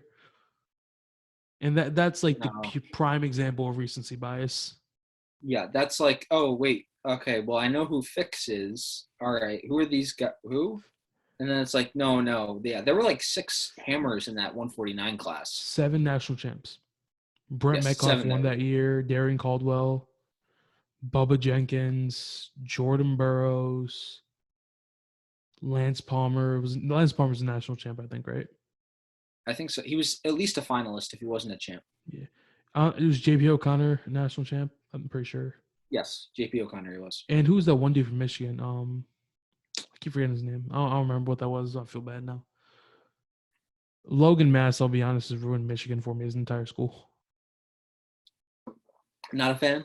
I mean, the dude looks like he's like 50. He's like He bald. just he pisses me off the way he wrestles. Like I remember he beat a dude from Michigan State, an unranked dude, and he shuns the hands. He just fakes the handshake and just walks off like an asshole I move. didn't Like, catch that. and then when a guy doesn't shake his hand, he's like, "Oh, that hurt." I was waiting for when Kemmerer beat him at Big Ten to just fake the handshake too and see what he does. I really wish the dude just lost to Caleb Romero on the Bloods. Like he pisses me off with a passion. I'm not a fan of him. I mean, I will say it was fun. He had a really good freestyle tournament Yeah, recently. he It was did fun at the watching him. senior nationals. That's the same thing we talked about. I think we talked about Hayden Hidley already, right? Again with the whole Anthony Valencia situation. Like that sort of Yeah. shit pisses me off. I'm not a fan of either one of them. I don't really care for either one of them. But like after he did that, it's like what the fuck, dude. There's nothing more you can say. Yeah, and I guess you mentioned DeSanto. I almost forgot to mention When he he was broke. not. Iowa didn't let him go to the parade for Yeah, I think their thing. he They said held him something back. to a ref. I don't know what it was. I looked, man. I saw that. I was like, please, Flo, tell us what he said, and they did not They post in didn't. their Iowa didn't article. say it either, unless the ref comes forward. I don't know. Yeah, but I That's mean, they're holding back. he's had those issues It would have had before. to. It would have had been bad. Well, my thing is, I don't know what he would have been upset about. I mean, in any of his, I mean, he lost to Fix fair and square. I mean, you could say Fix was stalling or whatever, like the way that You Fix like wrestled. even if you were like fuck you to a ref, like that's not Right. enough for them to do that. Is it? I don't think so. I don't think in the heat of the moment it would have been. I think unless it was a case where the brands were like, all right, this is like strike 7 you're on. But the thing with DeSanto is he's so intense. I could see him saying some really bad stuff. Yeah, So that's what I don't comes to know. me. I've never heard the dude even talk in person. It's just like weird. He's I don't not think like I've a ever heard him bad either. dude, but like he has trouble controlling himself. You know, the match with Meechers will always live with me. It's not like he did that in the heat of the moment. He did that because he was getting pissed because he was down 11-1, and against a guy he almost tech fold last time they wrestled. And that's really it. You know, I've said it before. Meechers was my pick heading into the season if he wrestled, and I would stand by that. But yeah, Serbian pretty sickle. much. Yeah, he's good. Like people just completely overlook him. They sleep on him. I They sleep think on him. it should have been Suriano versus Meechers for national finals, not Fix. You know, Fix is just better defensively. Suriano, Meechers is the one person that year to beat Suriano legitimately. Yes. DeSanto low-key just beat him because of Suriano's stupidity. Suriano let his emotions get the best of him in that match, and that's just been proven. He let up way too many stall calls just in bad situations he shouldn't have, and DeSanto took him down. And Carver, Hawkeye, the audience, and everything there does not exactly help your nerves. But Yeah. I mean, yeah, weird things happen. yeah, for real. It's just a very, very interesting year. Like it just like I didn't think it would go by this quick, but it like as we're talking, it's over the season. I know. I want next year. I'm like, man, like I was a little zoned out because like I'm like principally like an Ivies fan, EIWA Yeah, fan, and it's like I don't really care like to see Lehigh and yeah, Navy battle it out. Like just give me Princeton and Cornell yeah, and Harvard, yeah. and then all of a sudden it's like NCAA's are upon us, and now they're done. Yeah, and now it's just like it just didn't feel the same. Like you know, we got to see some great things. Gable finally hit the backflip. I'm so happy about that. But he did not come out in the gold sing, which kind of pissed me off just a little bit. Well, AJ if we had Ferrari, a crowd, yeah. if we had a crowd there, I mean, imagine Gable like hyping up the crowd. You know what I mean? Like if the If COVID restrictions didn't Gable happen. hit that backflip with the crowd, that's going to be on ESPN. Yes. That's going on everything. I really hope this goes on ESPN. Like so bad that backflip, but they got it from like the worst angle possible. And ESPN, man, they gave Shane Griffith a bone. I don't know that ESPN, I will say they've been more willing to incorporate non-traditional sports recently Yeah. because they've been putting a lot more women's sports on the top 10 Mm-hmm. and like swimming or like lacrosse. Yeah. So there's a chance for wrestling. But they I think don't unless again that's a physical specimen in the backflip. That's just they want more than anything. They want viral content. They're trying to grow their right. own platform, right? It's a business at the end of the day, and all sports is, and that's something you have to realize. I think Bryce Meredith gave the best speech on that. But even with that being said, there Gable Stevenson doing a backflip to people who've never seen wrestling. I posted a video of Gable versus Paris in Big Ten Finals. Remember when a TikTok video about wrestling goes by? I was like, "Oh, this is sus. This is gay. You're rolling around with sweaty men in tights." Yeah. I normally get a bunch of those, over 1,000 comments like that when the TikTok goes like viral. Viral, I mean like over 50,000 likes, right? 500,000 views. This one has about 620,000 views. I haven't got a single comment like that. Like, oh, he's a unit. That Aaron Donald looks different during wrestling season. This guy should go to the NFL. He should take his talents to UFC. He'd be the next big thing in that. Go to the NFL. Never did it once because in him in that backflip, that's viral content right there. 100%. That's just something people want to share.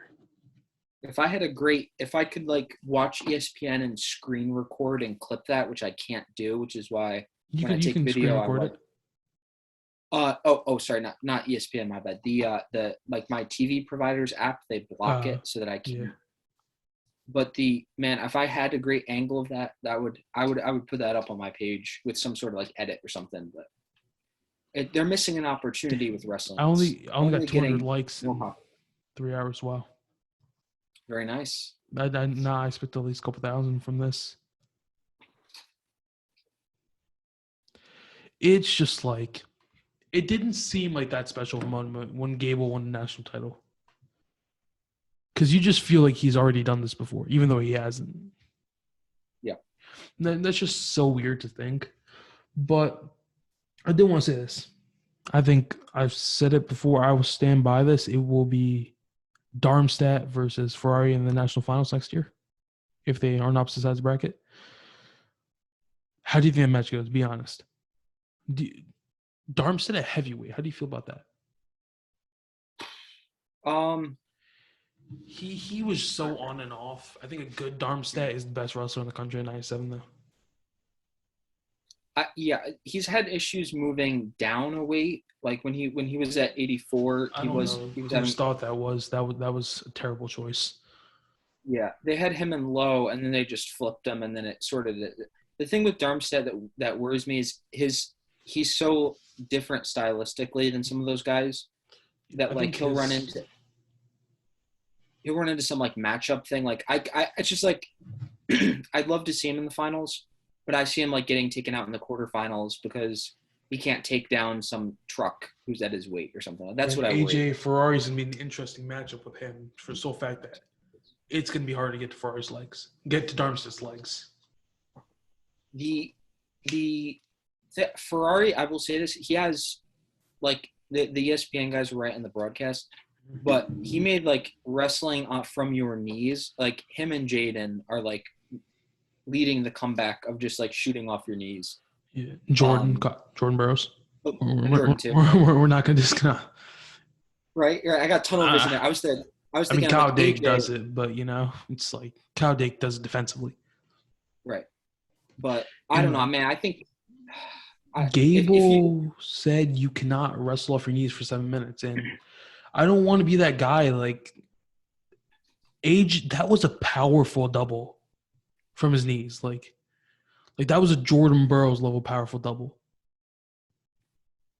He consistently has been shooting off his knees throughout the year. Like people know it's coming. Yeah, and they can't. And he's faster than you think, and he's stronger off of that.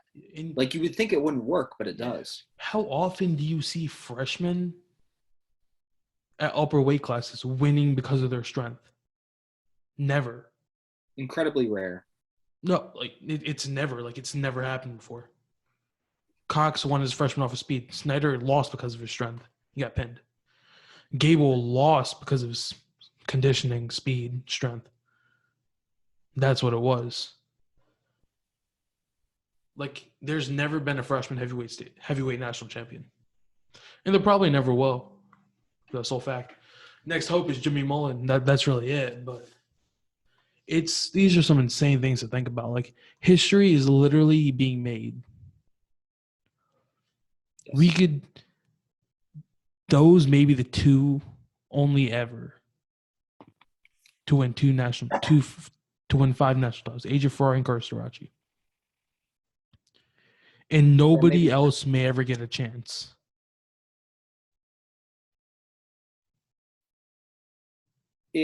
there's nobody on the horizon. And I feel like No, with the it's not COVID even stuff, that. It's the fact that we would need another free year for that to even be possible. right. Yeah, Those are yeah. the only two Unless, possibilities. well, Brooks because lost wasn't last it year. the last time they didn't have an NCAA championship was like World War II or something. It was like in the That 19 Dan like Gable where didn't win that year, something like that. right, It was like Vietnam or something. right.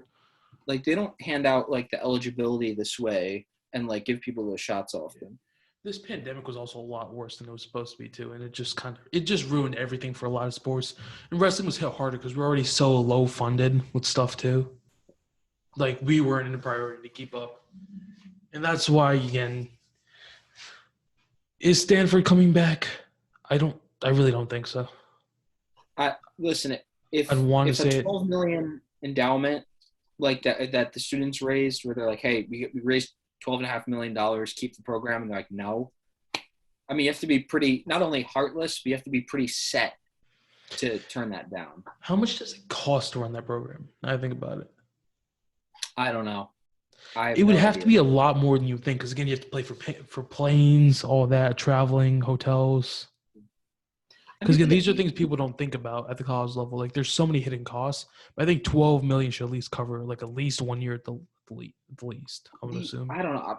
I feel like you could find a the problem isn't even that. It's just that like, and this happened at my undergrad school where it's like the football team gets all the money, and like my team's not even a football school, but it's like it's not that they don't have money. It's just that when they're getting squeezed a little bit, and then they say, well, we're not taking these programs out. We're not, significantly harming them. Yeah. And it's Stanford. I mean, I don't want to, I know they have a giant endowment. And the thing with endowments is that you have to use them in certain ways. So like, it's not that easy. It's not like, oh, we have 29 billion sitting around. It's like, well, like some of this has to go to this program, or like we lose this part of the endowment if we don't use it on this. And what is it? The whole Title IX thing that's getting killed a lot of sports, Exactly. Right. And that's what that is. Again, you have programs like Iowa and Penn State who they're going to get. I think Penn State has more attention because people go to football games for like a social activity. Right? For tailgating, just getting drunk at a football game. That's really it. It's just a social aspect. How many people actually go to football games to watch the game in college? Not many. You go because you can like get buzzed before the game, hang out with your friends, Have and you it's what the college kid. Have you seen like how big the crowds are like at Rec Hall? Remember what was it, Ohio State versus Penn State? Yeah, they're sold out. Yeah, and like that was the thing, more than sold crowd. out. There was people standing everywhere. Yeah, they bring in so much money because again, Penn State wrestling probably has just as many eyes on it as Penn State football does. Yes, and again with Iowa too. And the football team, I mean, like when Penn State won that title, like they went out on the football field in front of like the whole football crowd. I mean, like I feel like there's more crossover there too with Penn State, where they do a good job of promoting their program. Yeah, and they do that very well. I'm glad like Roman Bravo Young's like using his platform for positive. I wish guys like Nick Lee likes to keep themselves, Starace, Brooks. If those guys took more of an effort to grow their platform, I think Griffith should too. We got guys from Stanford. I know Real Woods put out the documentary thing too, right? Right. I think if these guys took more of an effort to grow their platforms and stuff like that, this sport could be 10 times bigger than it is. Because, obviously Gable is trying to grow his personal brand. He's doing a very well job at it. Yanni Lee could very well be at 150, 200,000 followers. Just as many as Gable. Right. Ferrari's doing a good job as much as people hate him, he's doing a very good job. Brings eyeballs to the sport. Yeah. Gable is much more of an entertainer than anybody else at the weight class. Right? And the guy like Jordan Burroughs, that's why he's going to go down legacy-wise as the best wrestler. Legacy. Right. Obviously going to have John Smith and Bruce Baumgartner 1-2. That's not changing unless Burroughs takes his Olympic gold. Burroughs has done more for the sport than anybody else. Just 100%. As an ambassador for the sport. Yeah. And then that's just going to stand like that. But Yeah, yeah. I don't know, man. I'm a little tapped out. I've been sitting through like Yeah, hours no, and I hours of feel wrestling you. this weekend. I'm trying to find Like, like a good ending point to this, but I think the final thing though, like Olympic trials, does Lee take it? lost you again temporarily. Apologies. The You're good. My Wi-Fi at like 2 a.m. ish starts to fritz out for some unknown Yeah, reason. you're good. We'll get this done quickly. No worries. Personally, I don't think so. I'm rocking with Soriano. I or Gilman. Yeah. Do you think Lee can take? I think it's a possibility. I mean, fully healthy Lee, Yeah. I think can win. But the thing with Soriano is it's like he loses a lot of hypothetical matchups. Like he's one of those guys where it's like, oh, he's just defensive. Like, oh, Fix will get to his offense against him, or and it's like they don't. Like And he's just that good. Soriano's the most mentally tough guy you'll ever see in the sport. He eats, sleeps, and breathes wrestling. And more than anything, Lee, Gilman, and Soriano want that match with Spencer Lee. Yeah. Gilman hates Spencer Lee with a passion. He hates Iowa with a passion after what happened to them. They're not friends. He took that shit personally. Yeah. And I don't see Gilman losing that match for that sole reason. A man with that mentality towards us, I don't think he loses. Yeah, I'm not gonna like if you were to tell me who's your pick at that weight, it was Gilman last time around when he went up against Fix. And to be perfectly honest, I thought he won that series. I don't think that he should have won the second match, but he let that go. Yeah. And again, Penn State, Matt is going to help him a lot. I think Gilman is gonna take it, but I mean, you can never count out Soriano. Yeah, of course. I was listening to Soriano. He wants this match especially. If he wins this match, he's right at all his wrongs, and he can move on. 100%. His one match that he hasn't redeemed in college is Spencer Lee. And I've heard that if he doesn't beat Spencer Lee at the Olympic trials, he will come back to college wrestling at 125. That would be dope. All he wants to do is avenge his loss. And again, this is very interesting because Lee cannot turn Soriano. He hasn't done it. He hasn't. You're right. Yeah, he's turned Glory, which very shocked me. But Glory's been closing the gap. Glory, do you see the Glory Twitter beef? No, I've been off Twitter. Nah, dude. Glory was talking. Glory was like, "Oh, it was Spencer Lee ducked me twice." Glory turned him though. Like I'll give him that. Dude doesn't talk a lot. Like he must be he's lucky about it. I'll be honest. He's a stud.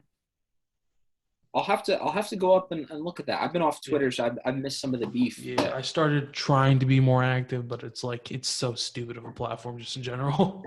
It's not good for growing brands and things or anything like that. It's like you're just kind of gifted a platform based on your other platforms. But yeah, so overall, I see you're getting a little bit tired over there. It's all good, but this has been a great episode just in general. We recapped a lot of good things. I hope if you guys listen to one thing, it would have been this one. Obviously, you're not going to hear this if you don't listen all the way through. But yeah, so thank you guys for listening to episode 64 Late Night Shots podcast. We did some great review today. Fantastic end to the 2021 NCAA wrestling season. Crowned our national champs, and Olympic trials next. So, all right, we'll see you guys again next time.